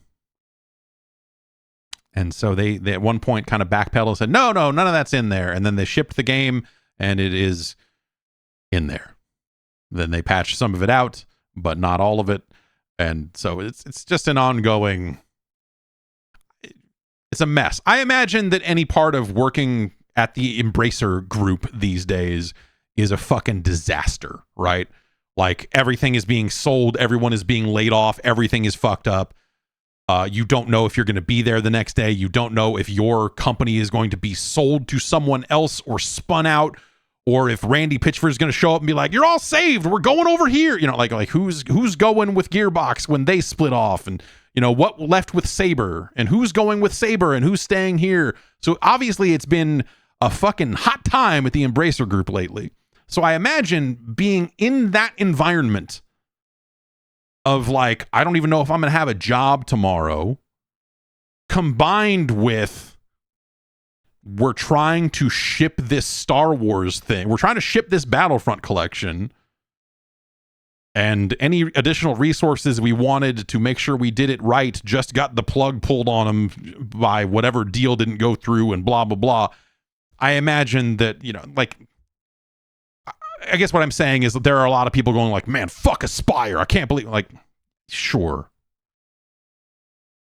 I'm going to cut them the tiniest bit of slack here because obviously, like a lot of the industry, but especially the Embracer Group, it's been a real shit show over there. Now, Aspyr has a track record of making bad decisions and putting out some pretty subpar material much longer than this little window here, so it's not exactly new. But at the same time, fuck, man. I'm just going to say, don't buy it. If they fix it and you hear it's good, then maybe buy it. But it sounds like maybe don't fucking fuck with that thing. It's a sad story, but also I guess the other thing I would say is it's a sad story that those Battlefront remasters didn't come out, but also I am of the mind then, and maybe this is taking back all of the slack that I just leaned into here. When it had the Aspyr name written on it, I was like, yeah, okay. All right. Well, this is not going to be a thing that makes people happy when it comes out. I was right, but for the wrong reasons.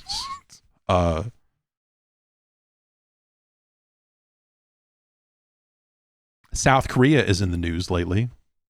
You heard about these guys, South Korea? It's like a whole country.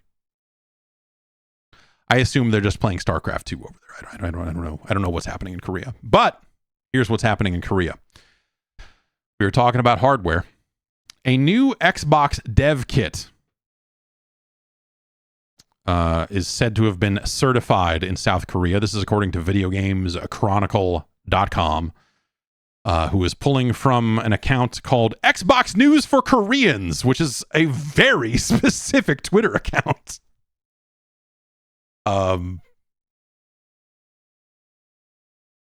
But they are claiming that basically a new model number of Xbox hardware has been certified by the National Radio Research Agency, which is presumably who certifies electronics in South Korea. This is like, yes, this meets the standards. We don't think this is going to burn down South Korea when you plug one in. So yes, we'll certify this and you can bring it into the country. And they keep a list of all the things that go through that certification process. And so this is listed as an XDK console with a model number of 2089. And the date on this is March 18th, 2024. On the listing on the radio research agency's website. The Xbox News for Koreans account that picked this up kind of leans into this a little bit and lists a certification history of Xbox dev kits in Korea. The Xbox One X dev kit, which was model number 1788, was certified September 1st, 2017. 33 months after that, model number 1881, the Xbox Series X and S dev kit, was certified in June of 2020. And now here we are just about 4 years later with a model number 2089, March 18th, 2024. Now, we don't know what this is. But 1881 to 2089 sure is a lot of numbers. That's more numbers than the difference between the Xbox One X and the Xbox Series X. So is this... You start to... the mind starts to want to, to race a little bit. Like, okay, is this going to be... Like, it's still listed as an XDK console the same way the others were. And so you start to assume it's something similar in scope and size as an XDK. So is this an XDK for what? For this hardware that's supposed to be coming out later this year for a next generation Xbox? It would be weird for them to be certifying a next gen Xbox dev kit this early unless they were looking to rush into a next generation. Maybe instead of doing a pro console, they're going to release what they term the next generation Xbox much sooner than you think. I don't know. We could try to do a little digging, run it down, get on the phone. maybe I'll poke around. But with GDC this week, if this is something that developers know about, this would presumably leak out from GDC because people like to get together and have drinks and then things happen. So, who knows? I don't know. This could be something as simple as whatever the Brooklyn model Xbox Series X turned into. But if that's just Southbridge updates and all that other stuff, that's not a massive leap in dev kit, in needs for a dev kit. If the general hardware profile, but they do eventually, even if the dev kits, for these mid-cycle refreshes, and I don't necessarily mean a pro version of a console, but I mean when they have major hardware revisions on the internals of a device, and they're just like, oh, we figured out a way to make a PlayStation 2 for $40 cheaper. We're not going to cut the price $40, but we can make them more efficiently now, and so we're changing the motherboard, we're changing some of the internals, and so on and so forth. Typically, those changes eventually will make their way into a dev kit. But if it's not something that developers need to necessarily test against because it's not a meaningful change in the console itself, it's a pretty low priority thing. You're like, oh, your dev kits still work. Like, we're not breaking anything with this hardware revision. It's going to be the same thing. But sometimes these revisions are, because they're cheaper and because that's what all the factory lines switch to, eventually the dev kits are updated, even if they don't necessarily need to be, because they're still always kind of making new dev kits because developers need more dev kits all the time. Dev kits break. People steal them and sell them on eBay. Shit happens with dev kits, man. But, new developers start up and they're like, we need 40 dev kits. We need 50. We need more of these on desks. We need QA needs these, and we need these. And so you'll have ongoing needs for different pre-production versions of console hardware. Stealing a dev kit is way less exciting than it used to be. I don't know what Xbox is using these days. I have not seen. I have an original Xbox One dev kit that I have never taken out of its box in my garage. And then, eventually every Xbox became a dev kit, right? You could restart it in dev mode, and so the need for a specific dev kit became less and less over the course of that generation anyway, I think. But it's more of a debug kit, really. It's not, anyway. PlayStation dev kits, and I have not seen a PS5 dev kit. I don't know if they sent them out to anyone. Because the press needs for dev kits have gone way, way down over the years. Digital distribution and all that other stuff have made it much less of a thing. But the PS4 dev kits have to be activated every 90 days. So you have to get a new activation file on a USB stick, ram it into your PS4, and then go to a menu and hit activate, and it does the crypto whatever it needs to do to reactivate the console for another 90 days. It might be like 180 or something like that, but it's an annoying enough process that I will say the last time I was ever in need, and anytime you needed a PS4 dev kit, it was always like, oh shit, this thing's not activated. And I would get an email from Sony every 90 days or however long it was. That was like, here's your activation file. And I'm like, okay, cool. I'll put this in a folder in case we ever need it. And most of the time, so few developers were sending us disks that required a dev kit. Usually it'd be like, oh, hey, we're just going to give you a build early, or hey, we have a PC build we can give you anytime, 9 months earlier or whatever, if you want to do something with that. And so the need for a console dev kit has just been going way, way, way down. So we got a disc from like Square, I think. We had a Wii U dev kit that I don't think we ever used, and Nintendo made us chain it to a desk because that's how protective they were of their hardware. They would make you bolt their hardware down They would come in and they would bolt it down to make sure that it was not going to walk away. And of course, we then had to move that desk out of that office into different offices. And so you could just unscrew the clamps and bolts that were bolting it to the table. You could just unscrew it from the table. And then we had a loose Wii U that had a bunch of clamps clamped to it. And they came back and got it at some point. I don't know. It was like, hey, we need your dev kit back. I'm like, great. It's in a corner somewhere. Like, oh, it's not on the desk. And they wanted it to be plugged in all the time so they could detect that it was still on the internet and it was still connected to the same internet and stuff. Nintendo, man. Fucking Nintendo. They're very good at being Nintendo. Anyway.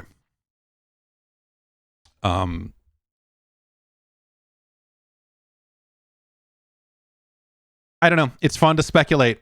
That's all I can say about the idea of what does this new XDK certification in South Korea mean. It could be something as simple as this refresh that they're looking at doing, or that they at one point looked at doing, and you line that up with the talk that they would have more hardware stuff to talk about this year.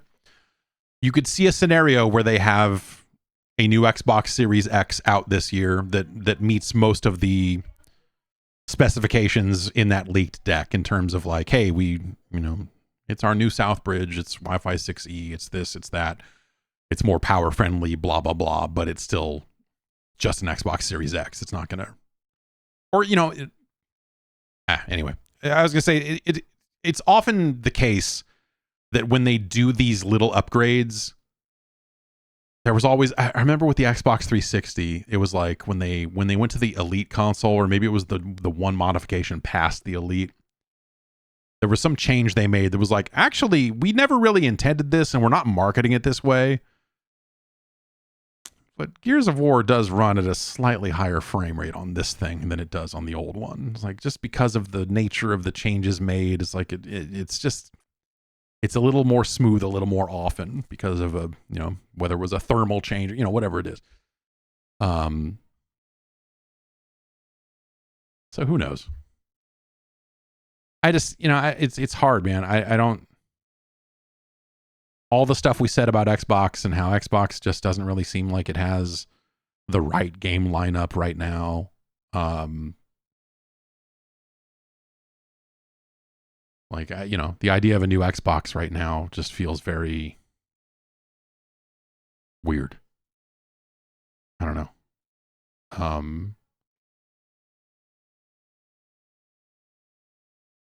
Let's move on.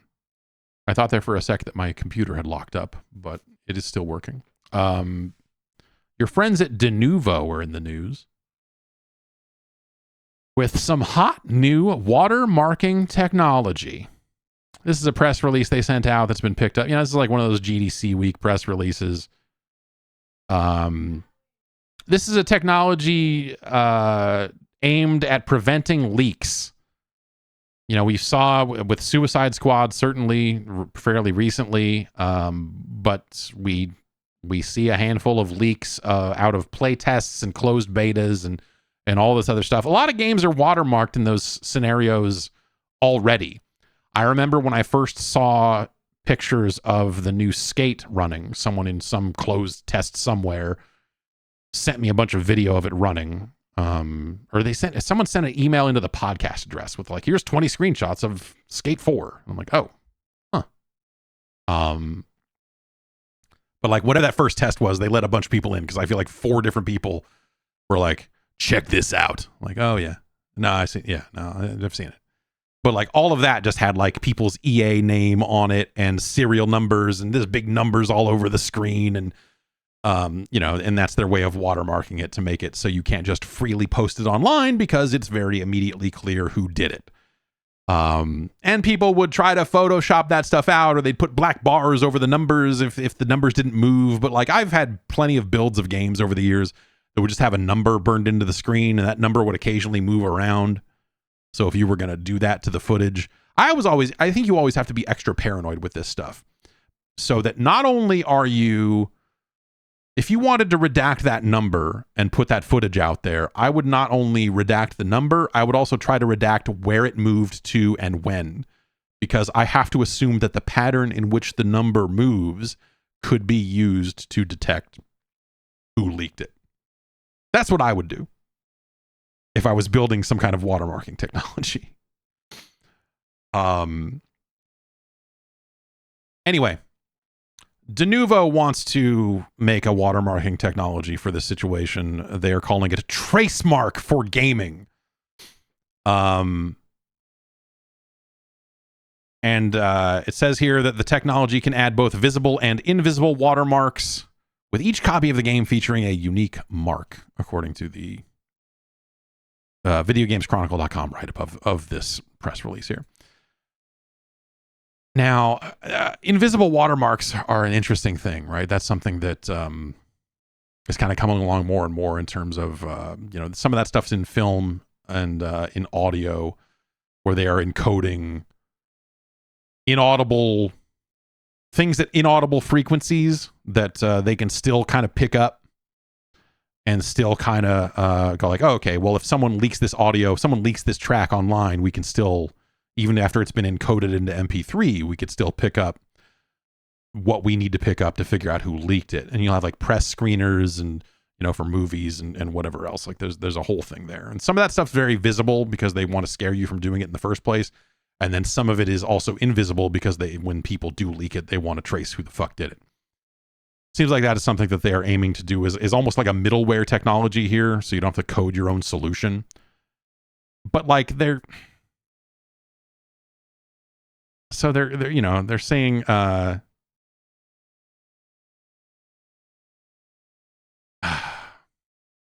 if you're testing a game, or if you're sending out to the press, like let's say your review copies, let's say you decide you want to use this technology to protect review copies of games.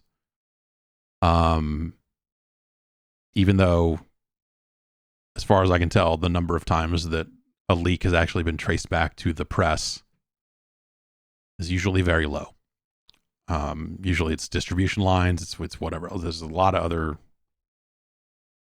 reasons why that happens, generally speaking, that don't involve review copies sent out to the press. But if you want to lock it down and do all that stuff, if it's for an internal play test, then like, hey, fucking whatever, right?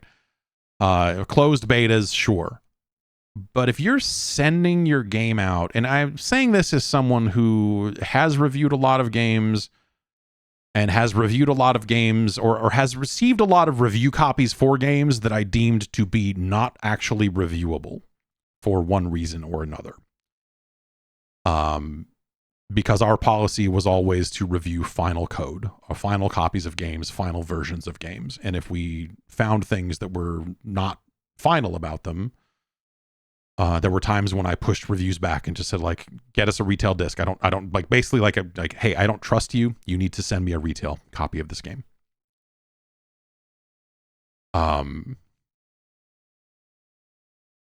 And sometimes you review copies of games that are not final, but come with a list of things like, hey, here are the known things that we know about that we're fixing. These will be fixed by the time the game ships.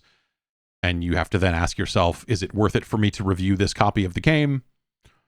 And I guess what I'm saying is that policy is a little more lenient now than it was through the PlayStation 2 and Xbox 360 era, which is when I feel like I had developers try to bullshit publishers, actually. Denuvo sucks. Denuvo's technology, Denuvo's DRM technology oftentimes is... a lot of times developers will claim, or a lot of times the public players will claim that the presence of Denuvo is impacting the frame rate or performance of their game. Why would you ever want to add extra Denuvo to a game you are sending out for review? If Denuvo has shown that they can't run their mainstream regular shit without it occasionally impacting the performance of a game, why would you want to bolt it onto your game before you send it out for review? You're asking for reviews that say, performance just isn't quite right. Why would you review a game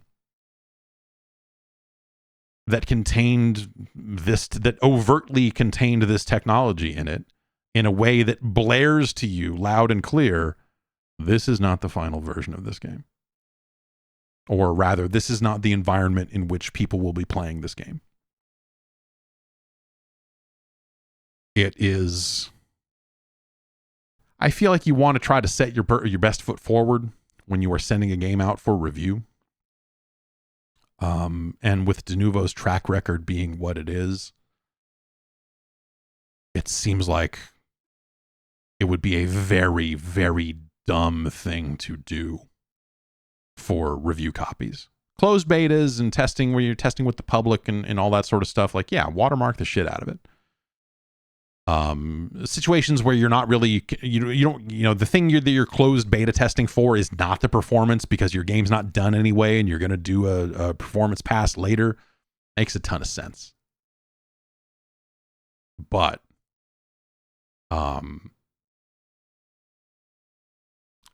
in this situation, doing this stuff like specifically for copies that are going to be reviewed and ranked and rated and, assessed on their performance and everything else, like that just seems like the worst fucking idea in the world, man. Holy shit. I can't, and I'm sure that there's going to be some dude in a suit somewhere who's like, no, we need to protect our, like, no, this is not the way. I would rather validate copies of games through the fucking 2K portcullis for the rest of time than have to fucking dick around with Denuvo fucking tainted review builds. Like 12 people just nodded and said, yeah, fuck that 2K portcullis. God damn, fuck that thing. No, seriously though, fuck that thing.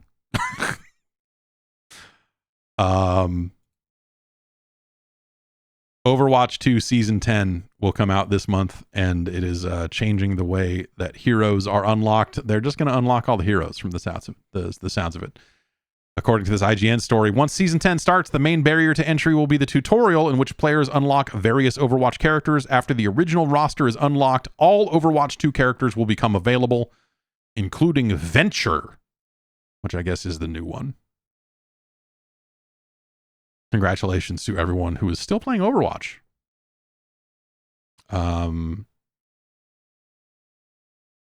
They're also adding a new shop that will allow players to work towards unlocking past and current seasonal mythic hero skins. Which is a phrase. Past and current seasonal mythic hero skins.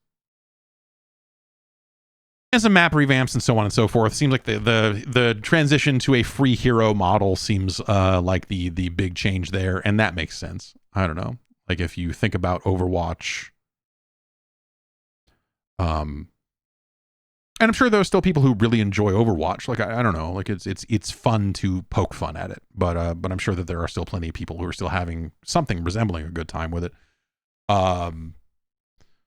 This is probably a welcome change. This probably brings them in line with, I don't know. This probably just better reflects the player base as it is now, and what that player base wants, and so on. It's probably a better move to potentially bring players back to the game if they're like, oh, now I can try these characters without having to spend a bunch of money on them, or buy a battle pass or whatever else. Like just having all the heroes unlocked. That's sensible for a free to play game. I tend to feel like that's a better approach. I don't know, man.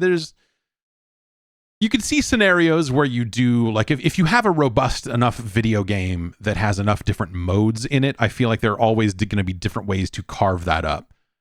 In a situation like Overwatch, where they are actively canceling very different parts of the game all the time, and just kind of making it be the thing that it is, instead of all the story mode and hero missions or whatever else, then yeah. But I could see, like, I think about fighting games, for example, as a situation where, like, you could do a free to play fighting game with, and people have tried, and but not at a grand scale. I think you could do a free to play fighting game and sell characters, but I think you sell those characters for use in specific modes, and you also have modes where all of the characters are available. Offline, for example. Or practice, for example. If you want to take everyone into practice mode, you absolutely can. If you want to play through the story mode with every character, you absolutely can. But if you want to ever use that character against another human player, then you pay. That's probably how I would do it. Something along those lines, right? Because you need to have opportunities to test out a character. And then you probably do like a free character of the week rotation or something like that, so people can then take a character and test it out against people online, because you want to be able to mess with a character and feel like, is this a character I'm ever going to play as? Like, take Street Fighter 6, for example. It's great having access to all of the characters, but realistically, if I am playing online against other humans and I want to do well, there are like 2 or 3 characters I'm going to use. If there was a version of Street Fighter 6 where it had all of the content in it, but hey, you can only pick Luke, I'd be like, yeah, that's cool. That would work for me. That would not be a massive change for how I have played Street Fighter 6 up to this point, is what I'm saying. Like, I don't think it's a great thing. I wouldn't be like, yay, but like at the end of the day, when we have these situations where players tend to main characters or a subset of characters or whatever, that model that DOA has sort of tried over the years and a handful of the games have tried, I think there's probably sort of a way to do that. Yeah, Grand Blue Fantasy Versus seems like it. Yeah, is it doing some of that stuff? Yeah. So when I think about Overwatch, it's sort of a different situation, but when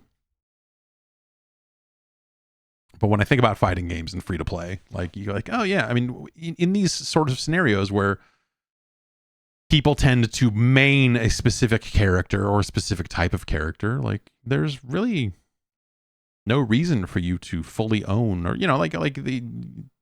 I've occasionally lamented the idea of like, oh man, there aren't all these, there's no good Street Fighter 6 skin pack.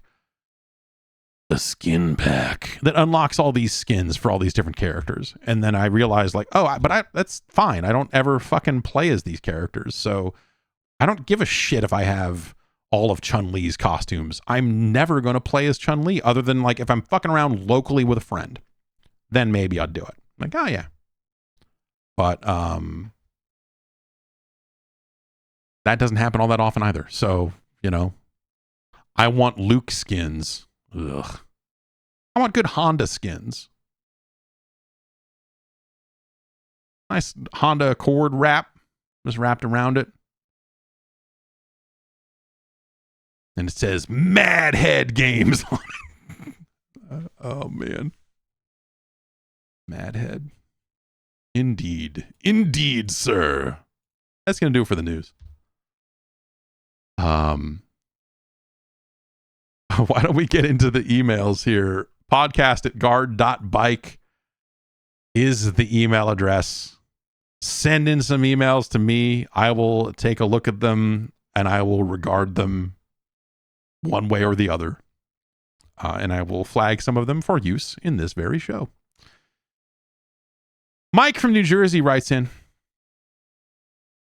I was watching someone play an N64 game, San Francisco Rush 2049, and saw that it had billboards advertising videogames.com.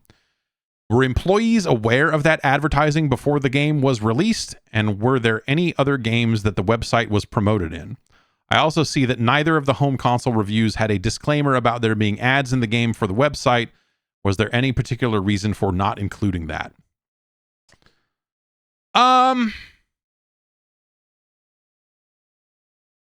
Disclosure would have been the right move there. Absolutely. I don't know why that wasn't done. Yes, the logo of our website at the time, videogames.com, was in Rush 2049 for the N64. I don't remember the specifics of this coming about. I just remember being mad about it. My understanding, I don't believe any money changed hands. In fact, I can say with some like authority that we did not pay them to get in the game. They did not pay us for the logo. I think it was simply a like PR trick of like, they called around and said like, hey man, we want to put we thought it'd be cool to put your logo on some billboards. Is that cool? Can we do that? And someone who was not me said, yeah, sure. And so I think there are other, it's not just videogames.com. I believe there are other, if I remember correctly, it might be other Ziff publications or other magazines and stuff that are shown on some of the other billboards in that game. That's how I remember it, as being like a blanket thing that they just asked every publication. They're like, and then it became like a, well, these guys said yes. I mean, don't you want to seem like a big deal like these guys? Like, no, I don't. No, I fucking don't. But I was not in a position where I could shoot that down, so it happened. But yeah, on the review side, probably there should have been a disclaimer at the bottom of it that said basically that said like, hey, by the way, the logo for the fucking website is on a billboard in this game. Here's how that happened and why. And had that been that, that's probably how that should have gone down. And I don't remember why it didn't. I don't know. Maybe it just wasn't, that was not where our headspace was at with that stuff. With, you know, disclosure and that type of disclosure is something that I think is quite a bit more recent than that. Or not, you know, like in the video game business anyway. So I think it might have just been like, well, we took our lumps on that and that sucks, and well, whatever. But yeah, I remember being not thrilled about that, just from a conceptual standpoint. Now, all these years later, like I think I would actually, because of disclosure and because there, you know, it would be very easy to just write a thing on there. And I think because time and time again, I think the audience for this stuff has shown that they actually, like, very few of them actually give a shit. I think in a similar situation today, I would have been like, yeah, sure. Or rather, like, if the game was, you know, depending on the game, like, I would not, it becomes more of a case by case thing at that point, I think. Like, if someone wanted to put me in a video game right now, for example, I think I would entertain the offer in a way I would not have years ago, because I'm autonomous now. And so, that would be better in my previous engagement. And I think I was talking about this on the Discord last week. I don't know if that was in the advisory panel channel or if that was but there was a period of time where the rights to my likeness were owned by the company I worked for, contractually. And, it fucking sucked. It was something that never came up until it came up. And when it came up, it was this incredibly dehumanizing thing that was like, oh, I don't have any say over this. I don't have any say over this situation because this giant media company, like, owns the rights to my fucking face. And no one else I work with is under this deal or this arrangement. It is something that they specifically wanted with me. And wow, this sucks. And so if there had ever been a situation where they, by owning my likeness rights, tried to exploit it in that specific way and made money off it or whatever, I would have fucking lost it. I would have fucking exploded.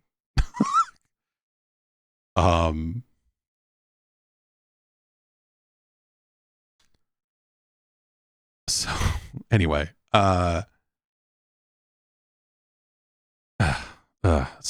yeah, I think at this point that would be like something I would at least like consider from hey, let's see what this is like. Let's try this on. Let's kick the tires on this and see how fucked up it is. Like, you know, just like, hey, let's, you know, like if someone came along and said, hey, we want to make you a character in this or whatever, I'm like, you know, again, if the right situation came along, and I don't think it's something I would do for $0. So that complicates things even further, right? Because then that's, in theory, that would be a video game company paying me for something in a video game, which is a whole nother level of disclosure, right? So, but I would be interested in seeing what that looks like. Just like, is that weird? Is that bad? Does it feel gross afterwards? Like, yeah, I don't know. I would just be interested in those, finding that out, I guess.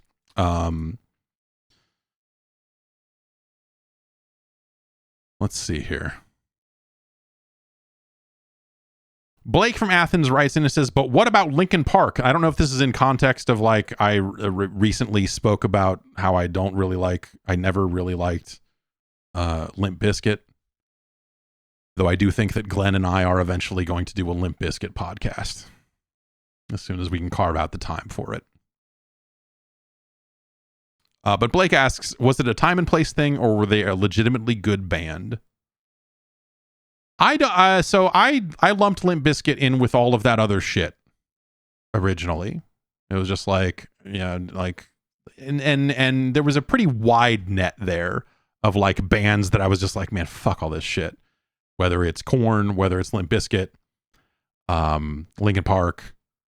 I might have even said like Deftones. I might have like Deftones is a different thing, but like it was adjacent enough at the time, or it felt adjacent enough at the time that I was just like, man, fuck the fucking Deftones.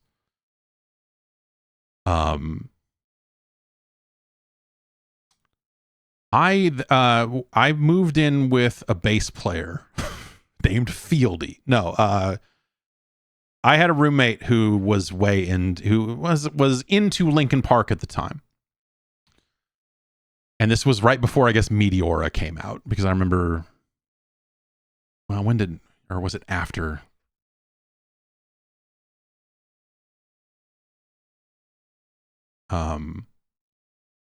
Okay, yeah. So Meteora came out 2003. So it was right about that time. And he moved in, and suddenly I just found myself hearing a lot more Linkin Park. And then when Meteora came out, we were hearing a lot of Linkin Park. And I eventually like just had heard enough of it that I was like, you know what? Yeah, this is all right. Like, this is a pretty good record. Like that and the remix album they put out for their previous record. I think that remix album is really good in spots. I think Meteora is, generally speaking, pretty good. A lot of the stuff after that, especially some of the later... At some point, Linkin Park gave up. On having fucking cool fucking records. And at some point, Linkin Park decided they wanted to just try to be the next U2 and just put out the fucking weakest shit you've ever fucking heard. Just the most flaccid music you could imagine is what they pivoted into. You know what I mean?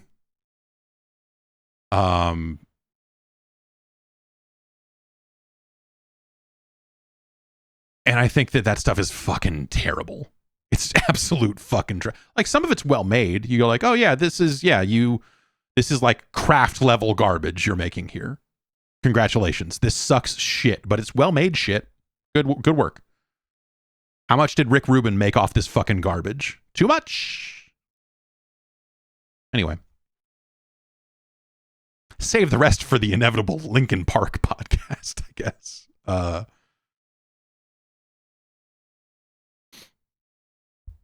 Pat writes in and says, so I got a Vita and I've had it for about a week now. Feel pretty underwhelmed by it. Why is this device held in such high regard? I don't get it. Yeah, man. Yeah, no, you're right. I mean, there are specific games on that platform that have since been reissued, and so it's a situation where like some of the games that made it off the Vita make the Vita less interesting as a result, because now you can just play those games in other ways. Some of the games still trapped on the Vita are held in high regard, I guess. But the Yeah, I don't know, man. I don't know. I don't know why people like the Vita. Because they're cranking it to Gravity Rush is why. And then eventually Gravity Rush will come out somewhere else here from the sounds of things. And then that'll be one fewer thing for people to crank it to on the Vita, I guess. I don't know. Frobisher Says is a fantastic game. That's a great Vita game. If you're not playing that, you should check it out.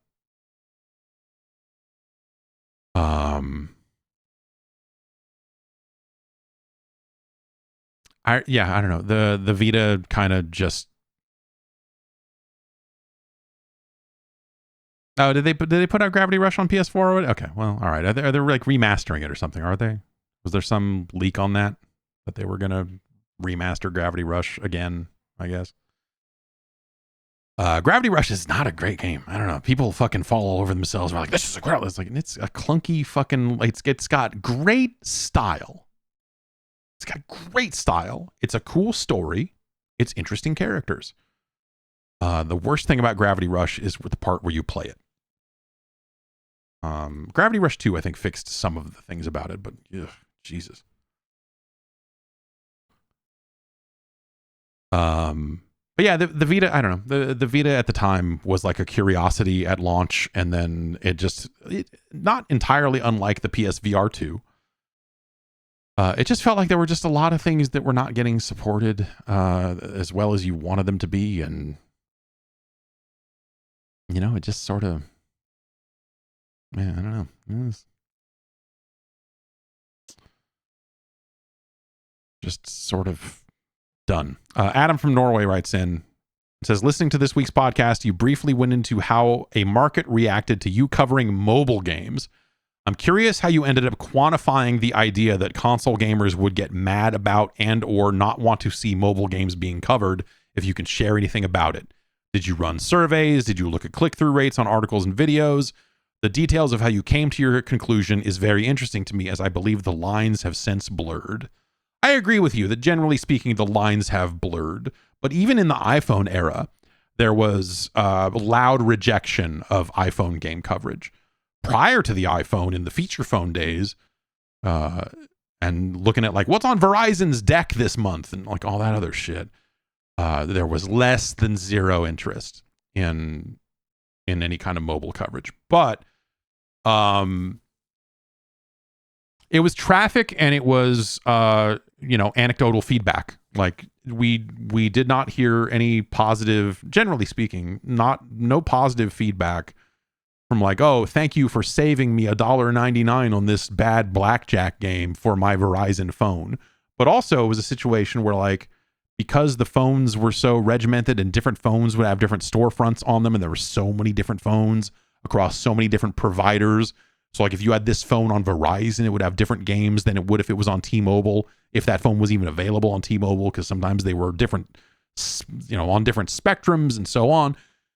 And so you would have different ports of games. And so you would end up in situations where you're like, Doom RPG runs really great on this phone, but like dog shit on these 9 other phones. And so what are you reviewing? What's the addressable market for that review? How interested, like how many people own that specific phone to where you say, hey man, if you own this fucking Verizon phone, here are the 3 games you should play. And people are like, great, I don't own that one, so I don't know. What should I play? I have this phone. And you're like, fuck, I don't know. The fuck am I? So like it was kind of bad. It was not as effective coverage as it could have been, because you're not going to devote the manpower to it because the interest level isn't there, and so on and so forth. But it was a page view sort of thing. Mobile reviews started getting the same level of promotion as the average video game, like console game review would. That's not to say we were putting mobile game reviews in the top slot of GameSpot.com at any point, because no. But a lot of reviews for console games did not make the top slot in that period of time. So it was really only the big games that would. So they were effectively getting the same level of promotion as the average console game review. And you would see like how many people are clicking on these, what's the interest level. And so you would see like, oh, like these are getting a fraction of the traffic as the average like PlayStation 2 or PlayStation 3 game review did.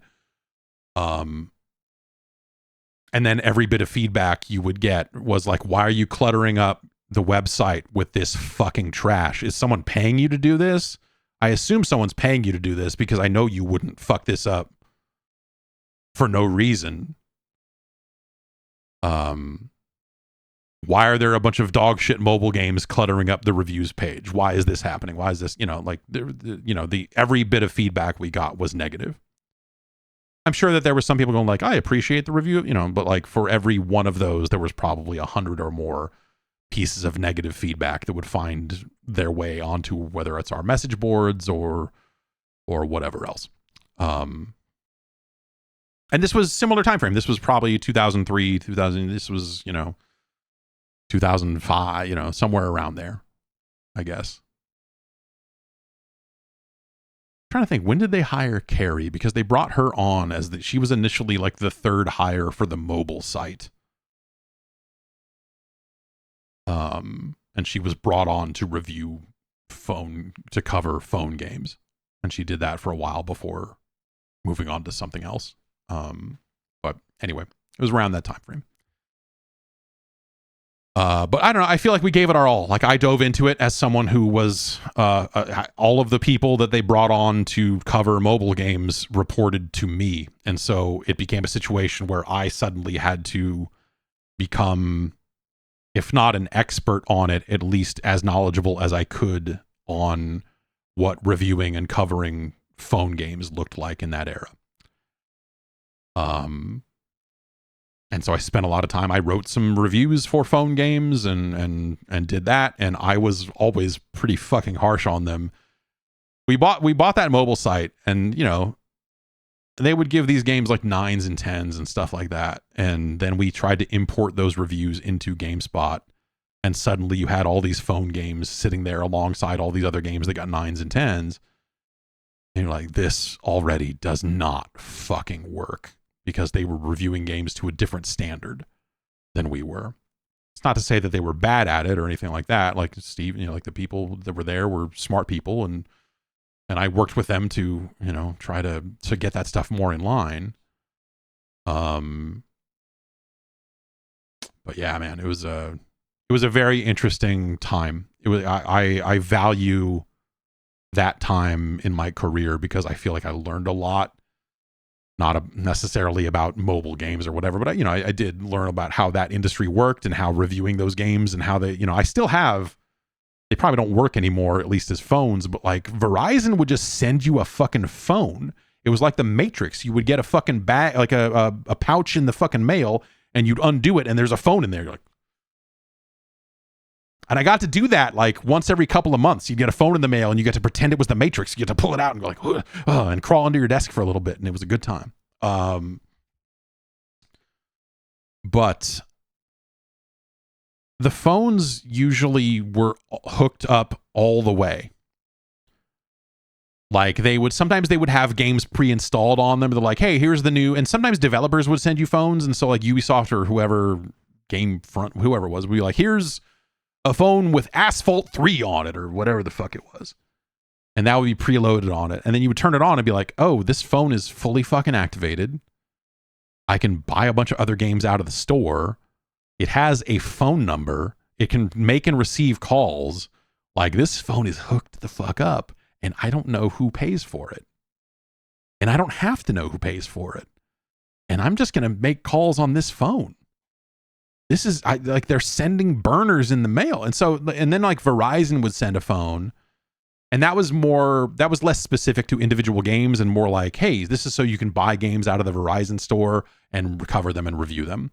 And you're like, awesome, this is great. Yeah, I'm just going to buy all of them. And it doesn't fit on the memory in this. Okay, well, all right. And so every week you would load it up and see what was there and look at the new games or whatever and decide if we were going to review any of them. But like, we just had fucking phones showing up. All the minutes. No worries about rollover texts and rollover minutes. It was just like, here's a bunch of flip phones. And like, so I remember like talking to other guys that were maybe like at CNET or something, but like people that just did like tech reviews of phones, and they were like, oh yeah, I haven't had my own phone in years. Like, it's weird because I have a different phone number every 90 days because I'm sending this phone back and someone else is sending a new one. And so people I call are always weirded out and they think I'm a drug dealer or something. But like, yeah, I haven't paid for a cell phone in 3 years, or, weird stories like that. I was like, oh, that's crazy. But anyway, like the gaming audience well into the iPhone era, I remember. And so this led to a situation where like we turned down a lot of opportunity. Like we'd get a lot of increasingly desperate pitches from PR people who were representing mobile games. And this is in the iPhone era, you would get these things and you'd be like, no, like the audience just isn't interested. And so it became this chicken and egg problem where you were seeing this growing mobile audience of like iPhone owners and people that were like, millions of people would be playing these games all of a sudden. But that doesn't translate into interest in the coverage because they're all playing these games very casually. They're stumbling upon them very casually. They're not going and reading like, what are the new iPhone games I need to be finding? Like that's all word of mouth. Like there was very little room for us to interject ourselves into that conversation and be like, we're going to review iPhone games. And a lot of people tried, and there are still people out there doing it, and cool, I guess. I don't know. There's something to be said, like critically, about that software. I'm not saying it's like useless or whatever, but I think that it was a situation where like our existing audience was not only not looking for that information, but they were angry when we would devote time and resources to covering those games in that fashion. And when we did do it, the return wasn't there. In terms of page views, in terms of user interest, in terms of whatever else. It was not like bringing in a new audience of iPhone users or anything like that. It just didn't exist. And so it was basically a gigantic waste of time. And so the format we happened upon was, if you're doing a podcast, occasionally you say, oh yeah, I'm playing this game. It's called You Must Build a Boat. It's fucking awesome. You should check it out. It's on phones. And then you talk about it for 5 minutes and that's that. And so it fits more into the word of mouth style of coverage than anything else. I remember seeing like PR people getting so fucking mad because it's their job to get coverage, right? They're being hired by a company to be like, oh, well, you have connections in the world of video game press. So we're going to hire you and then you're going to go out and get us coverage for our games. And the right answer to there is like, no, I'm going to pitch your game to people that I work with, and they might say, no, that's the real job of PR. I can't guarantee you coverage, but at the end of the day, it still led to frustrations. I remember seeing someone who had largely started representing mobile games. And this is maybe like a LinkedIn or a Facebook post, like a really frustrated, like, all these outlets out there that are ignoring mobile games. You're throwing away the future. You're ignoring where the next generation of players is coming from. You're like really fucking mad. Like, millions of people are playing these games and you're not covering them. You're missing the boat on this stuff. And it's like one of those things where it's like, I almost want to get into it with him and be like, hey man, it's not personal. Like I am playing these games, but no one wants to fucking read about it. The audience is not there. Like it's just straight up not fucking there. And I think that is still true to a certain extent. When it comes to traditional gaming websites, there is still weird, like if I devoted a bunch of time to covering like what's out on Apple Arcade this week, like the interest level is really low.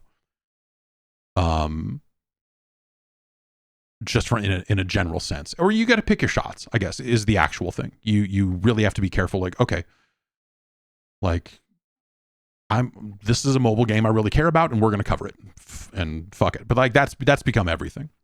That's become just about everything. Is like, I care about this, and that's why we're doing it. Because no one has the team size to cover everything, whether it's of interest or not, and so everything becomes a factor of like, this has to matter in one way or another. Either I am going to bat for it personally because I think it's worth talking about, or there's something really interesting here, or it's a game that, has been in the conversation lately. So, regardless of my interest, it's something that we should address one way or the other, or whatever. Like, I think you got to just be smart about that stuff. But that's, yeah. Thanks to Auden from Norway for that one. But yeah, in terms of how the lines have blurred nowadays, they have and they haven't, right? I think that there are interests, like when Call of Duty comes out again, when they put Warzone out on phones, there will be interest in like, hey, how's that thing? But also does not translate into, let's talk about every first person shooter on iOS. That interest level is not there even. So it's not even like genre based. It's going to be like franchise based. Like, hey, this console franchise I already like is making inroads on mobile. Is that shit any good or no? And it's going to be like, hey, here are the 20 games that came out lately that matter. You know, or it's, in a lot of cases, it's the same thing. Like Genshin Impact is available on multiple devices. So like when we talk about lines blurring, it's because like a lot of those games, or some number of those games have just become multi-platform. Robbie from Akron writes in. It says, I've been pondering your thoughts on the future of single player, and I can't help but think that Sony already figured it out. Miles Morales took a world that had already been created in Spider-Man 1 and was able to repurpose the bulk of those assets to essentially create a new game. Do you think it would be viable for single player games to start following a similar model, utilizing a single expensive tentpole release and building off of these pieces? From a stupid layperson's perspective, this feels like it would give tentpole releases more justification to exist if they could bring two expand-alone experiences. Am I onto something here? Well,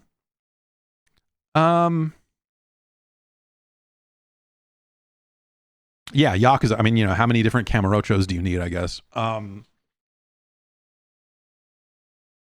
So if you're asking, is the future of single player the Miles Morales model, I would say to you that Miles Morales originally started as DLC for that game, and then they eventually decided to spin it out into its own release. Presumably because it would make more money, or because the scope of it eventually grew in a way that they're like, oh, well, actually, this is something we could probably sell on its own, or whatever. But sure. But you still have to make the first thing, and the first thing has to be successful, and that's where you're making your great expense. Like you kind of have to make the bulk of your money on the first game and grow that enough to make sequels or whatever worthwhile. Unless you're talking about like, what if they only made one version of New York and then decided to make 20 different games that took place in that New York as a platform? Like if Sony had a unified engine across all their studios and they said, yeah, I don't know, Insomnia, they spend a ton of time making this really detailed version of New York. Could we set could you set Death Stranding 2 in this version of New York? We got it. Could you set, maybe we license out our New York to other studios even while we're at it? Why not? Could The Last of Us be set in New York? We could probably put plants over some of these buildings for you. I don't know.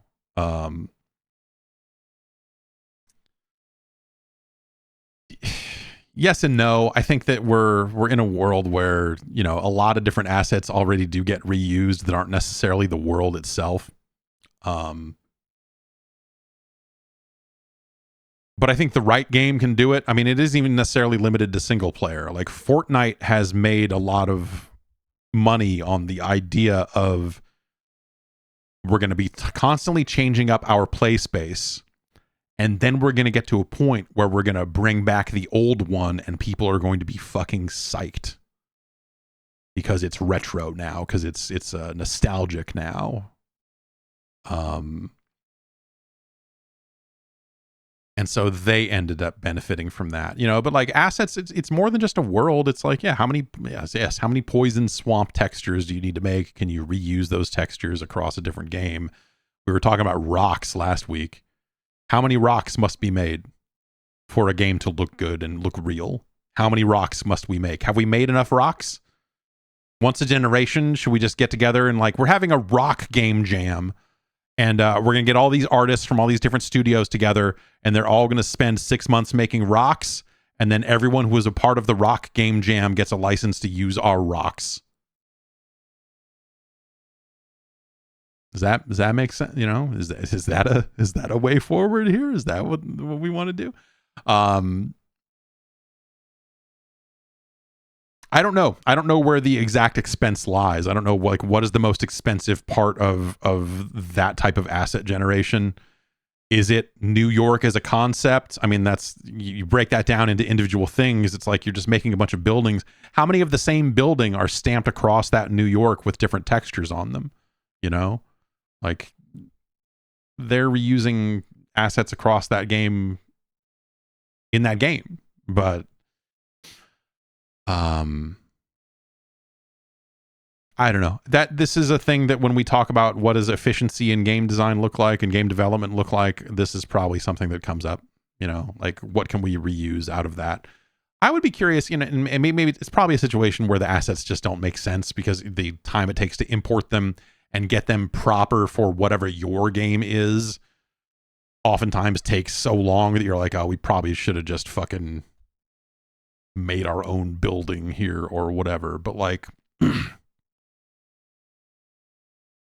obviously the Unity engine and the Unreal Engine, they'll have asset stores and you can go get sometimes for free. If you want to get some free rocks, I'm sure there's some free rocks in the Unity store somewhere, but like you start to wonder, like, you know, and maybe they're just not set up this way. Surely the same studio will sometimes reuse assets from game to game because they'll just have them or whatever. But like, is there a Sony Interactive Entertainment like repository of like, hey, we made all these buildings for Spider-Man and you know, if you want to use some of this as starters, or just like, hey, but like, or here's a polygonal model of a fucking monkey. Don't just drop this monkey into your game because people will notice it's the same monkey from our game. But if you just need a starting point for a monkey, here's one you can use. It's all rigged and do whatever, but do not just boilerplate use monkey. But I'm guessing that each project is so different and engines are so different, and even projects in the same engine are so different that that's not a guaranteed like we'll never make a monkey again, or, you know, whatever. It's like, even artistically that would kind of suck. If you woke up one morning and every monkey in every video game was the same, it'd have to be a damn good monkey. Like Dunston checks in level of good monkey. Oh, but Dunston's a bad monkey. Ooh. What were we talking about? Dunston checks in? Yeah. A hell of a movie. Me and a friend snuck 40s into the movie theater in our pants at noon to see the first showing of Dunston Checks In the day it came out. Worth it.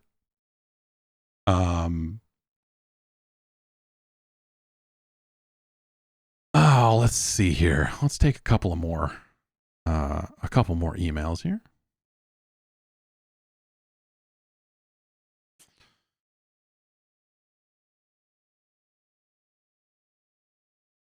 Zach writes in and says, listening to the latest podcast, you mentioned how the industry was smaller and different during the PlayStation 2 era. This got me thinking, looking back, was there a moment or release that hits you as the moment things changed and the industry was now growing into the behemoth that it is today? For me as a consumer, it seemed like you could draw a line between video games before GTA 3 and after. Just curious about your thoughts.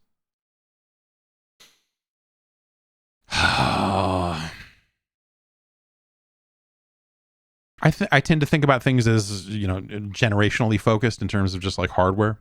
I tend to think about it from a hardware perspective. And I think that there's a size and scope and an onlineness that we got into over the course of the Xbox 360 and PlayStation 3 that kind of changed a lot of that stuff. But I think, you know, it started... We started moving in this direction when the PlayStation came out, I think. That's where, you know, when we talk about the modern video game industry, we're talking about the PlayStation as the dividing line for polygonal gaming, for modern gaming, for when we started to move in the direction that games are in today in terms of, hey, there's polygonal graphics and analog movement and all of the sorts of stuff that we have now. But I think today's games also there is that kind of online connectivity. There is like that has also been not quite simultaneous to the launch of the PlayStation, but about halfway through the modern era, where if we think about PlayStation to today, we have the Xbox 360. We have the idea of a console that truly is meaningfully connected to the internet at all times, for friends lists, for achievements, for profiles, like all of the sort of stuff that you could have done there that were outside of the game you were playing. Previously, that you had games that were online on the Dreamcast, on the PlayStation 2, obviously. But on the PlayStation 2, you logged into SOCOM, and then you played SOCOM. And then you disconnected from the network, and then you put in the Resident Evil disc, and then you logged into Resident Evil. In Resident Evil, you had to have your own login and password specific to Resident Evil, I believe. SOCOM would just work. And so all of that stuff was very different. Did you know that how easy it is to play SOCOM 2 online? Easier than you would think. You could look it up. There are people doing it. Also, you can connect to private SOCOM 2 servers and play SOCOM 2 on a fake PlayStation 2 running on your computer. And I was doing that last week for a little bit. And I got the fucking shit beat out of me. They were like, I was like, here's 80 people holed up in the corner of the internet playing goddamn SOCOM 2. And I'm like, where? Yes. And I log in. I'm like, oh, these people have been playing a lot of SOCOM 2 for a lot of years that I have not been. Fuck. It's Method Man. Method Man is logged in. He's on Desert Glory right now with his clan. He is greening the fuck up, and he is smoking everyone in his wake. But yeah, no, the industry, I think, even in the early days of the PlayStation, it still was small and personable and all this stuff. It is again, but I think that a lot of it is spread out because there was basically you just saw the same people everywhere you went. And the same PR people would move from company to company, and the press people would move from company to company, but maybe a little bit less because there just weren't as many options then. Much like now, but like now, obviously, like it's very different because there just are fewer of those types of events. Even before the pandemic, a lot of those events kind of went away. I think of it as like the industry eventually tried to become more responsible. Like it's a good thing ultimately. Like there are things I miss about it, about the social aspect of the video game, and it's ironic to say this during GDC week when I'm not there, because there would be plenty of hotel bars to get drunk in this week specifically right now. But like, I don't know. There were just there were just a lot more events, and a lot more like people would come into town for their event, and then all the same people would be at the event, and then the next game company would come into town and do their thing, or you would go to Las Vegas again, end up in a hotel room in Las Vegas for something what seemed like a full month, not all strung together, but just over 3-day batches over the course of the year, because every company would hold their event in Vegas. That's why I hate Las Vegas, because I've been there too much. I've gone too frequently. The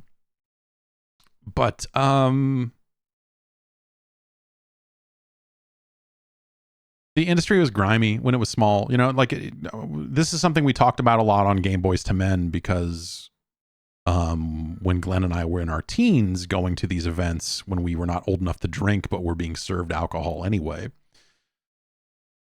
Because no one ever considered the idea that anyone under 21 might even be at these sorts of events. So the idea of carding someone was it didn't even come up, man. It was, like it was gross. And it was grimy. it was, like I said, back then it was a lot of like cigar chomping sales dudes who didn't know anything about video games at all. They were just like, nah, the kids are going to love these. It was like, you know, like an industry full of Bobby Kodaks that were just like these packaged goods guys. They're just like, I'm selling whatever. I can sell anything to Walmart. I can get Kmart to take 100,000 units of anything. I don't care. Get me in a room with them. What is this? A tennis game for what? The Genesis or whatever, you know? And then after that, you know, it kind of, you know, over the course of the early PlayStation, I mean, remember like the early days of PlayStation was especially kind of interesting because in the UK, it's sort of,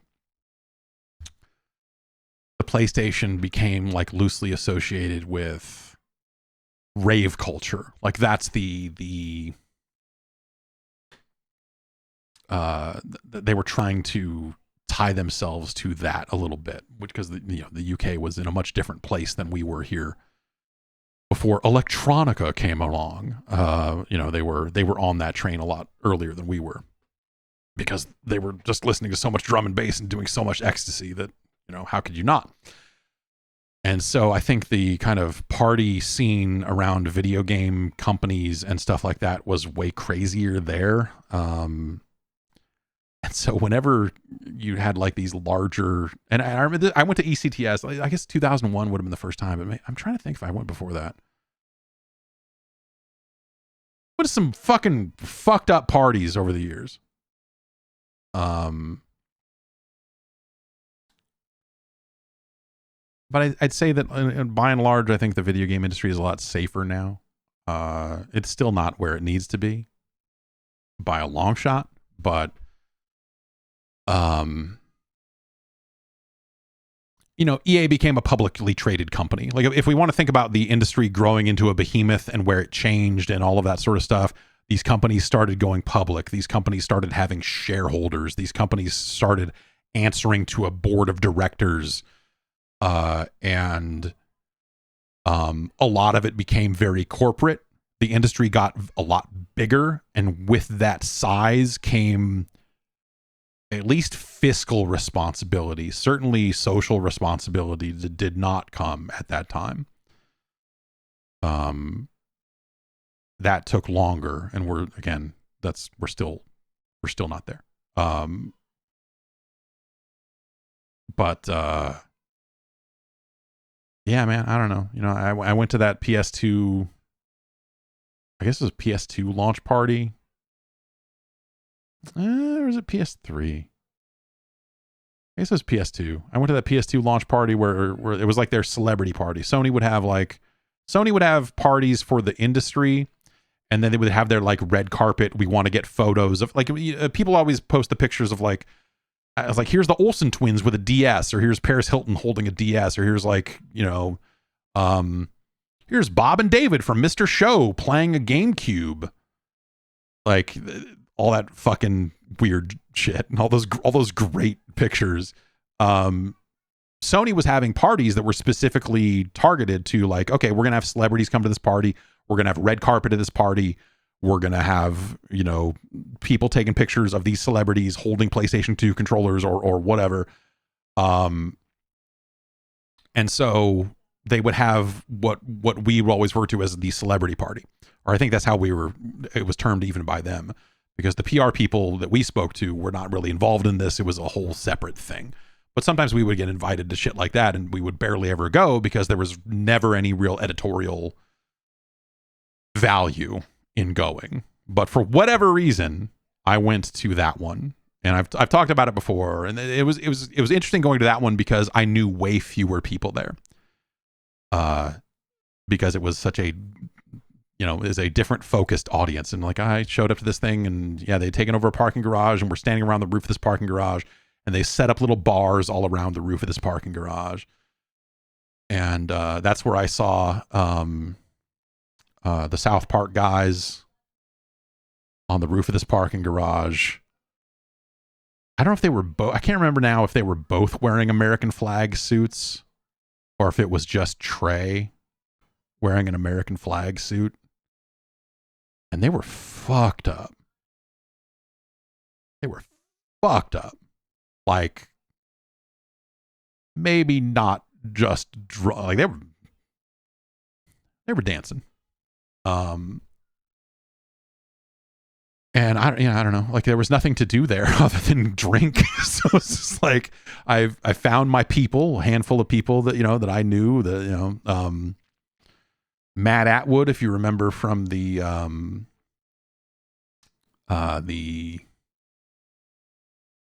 what the fuck is the name of that Capcom game? Man, I can't. Man,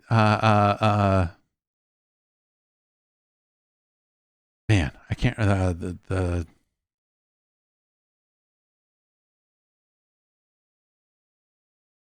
Maximo from the video where he is pretending to be Maximo, and then we are both in our underwear at one point. He was there, and so at one point we just like took over one of the bars, and just like a handful of us were just there, and we're just like, here's the video game people are over here, or at least this specific clique of them were over here, and whatever else. So yeah, I don't know, like, but the video game industry got too big, it became massive, the amounts of money being spent, and the size of these marketing campaigns and all this other stuff, like the interest in the video game industry kept going up. But like the companies, the big change to, I think the thing that got us on the road to making the video game industry at least like start to have something resembling responsibility was when these companies started going public. And things got bigger and crazier in some ways, but also with that came a bunch of suits who were not there to just like, let's put on a kick-ass event. They were like, no, what's the return on investment? What are we getting out of this? Like, there started being a little more, like I said, fiscal responsibility that you would eventually get something at least started on the road to being a little more socially responsible with some of those events over the years. So that I think about that as the moment, I guess. But also like the other thing that happened is like a lot of the big publishers don't matter as much as they used to. There are fewer of them. They are putting on fewer events, so that contributes to the feel being different. Indie games are everywhere now, and that's the whole, like the makeup of the average game publisher has changed so much, and the industry has changed so much. There are so many more people in it. You still run into, you go to events and you run into the same people, and like, oh, you go to PAX and like, oh, okay, great, this person's here, there's always gonna be someone there. You're like, oh yeah, hey, what's up, let's hang out, let's go do something. But yeah, I don't know, it's just in some ways it's much bigger, but also that doesn't mean it's impersonal, because again, it's a much different makeup of companies than it used to be.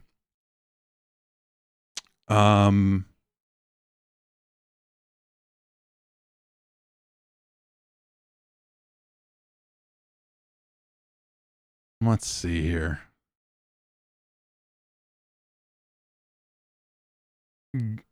Gary in Australia writes in and says, why is the hair in WWE 2K24 so bad? It's been bad for a decade now, and I don't think it's gotten any better. I'm tired of Becky Lynch having seaweed hair. Please help. Yeah, hair is hard. That's the only thing I can say is that, like, I think getting good hair technology is hard. Remember Tress Effects? And they were advertising like Lara Croft's hair looks so crazy good now, and you're like, oh, this actually does look better, but like not that much better. And also, I don't know, that technology didn't seem to stick around, but like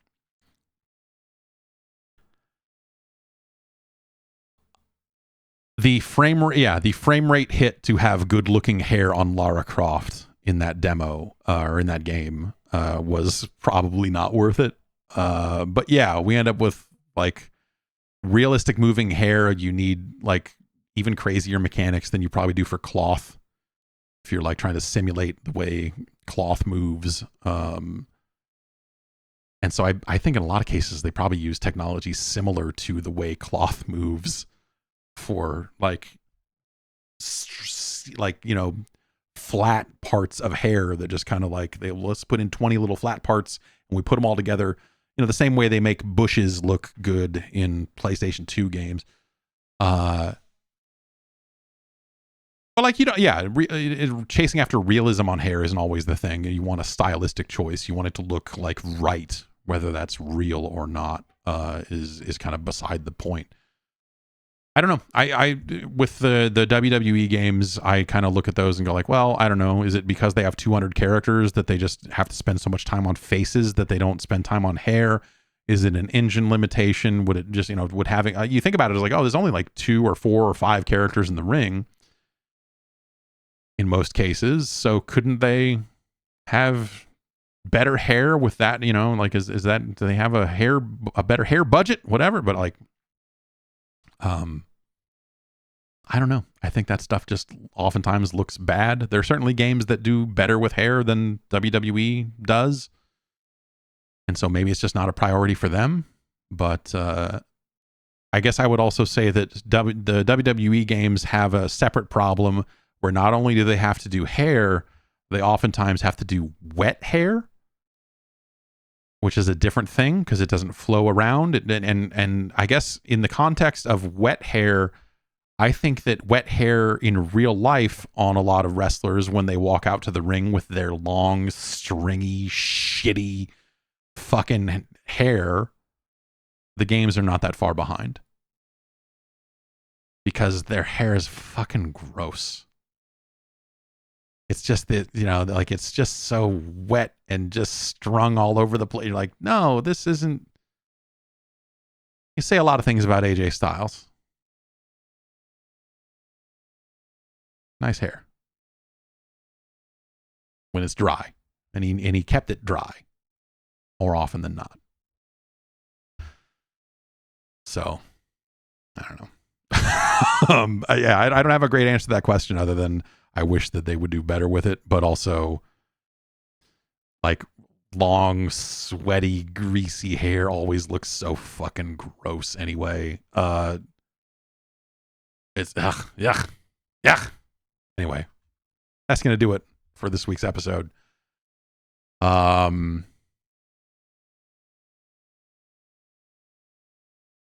Dragon's Dogma 2 coming up pretty soon, huh? That game's out pretty soon, huh? The game's coming up. That'll be cool to play. I hope that the human bones will move on their own in that game. That is my sincere hope. I hope that line of dialogue is in there somewhere. But that's out like Thursday night or something. So we'll look at that at some point. But I'll be back tomorrow with something. We'll play some video games. We'll hang out. We'll do whatever. And then Friday we'll rank some 8-bit Nintendo games. And at some point we'll talk about Dragon's Dogma 2. I hope it's good. I'll be interested to see the full depths of that game, what it's all about, these human bones, and so on. I'll see you next week on the podcast, that is. Head over to the YouTube channel. The guard.bike will get you over there.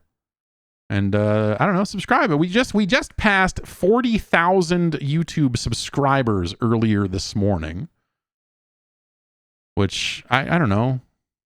That feels good. I don't know. Like I know that that's not like some fucking massive number. Like they're not going to send me a thing in the mail for it or whatever. But I'm like, yeah, all right, cool. That's cool. So go sign up for that. I don't know. Let's take it to 50.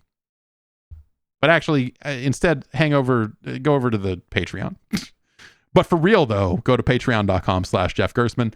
You can get ad-free shows, bonus material, hot extra shows, all of that sort of stuff can be found there. Patreon.com/Jeff Gerstmann. I will see you next week for the podcast or tomorrow for whatever the fuck else is going on. So until then, I'll see you. Bye.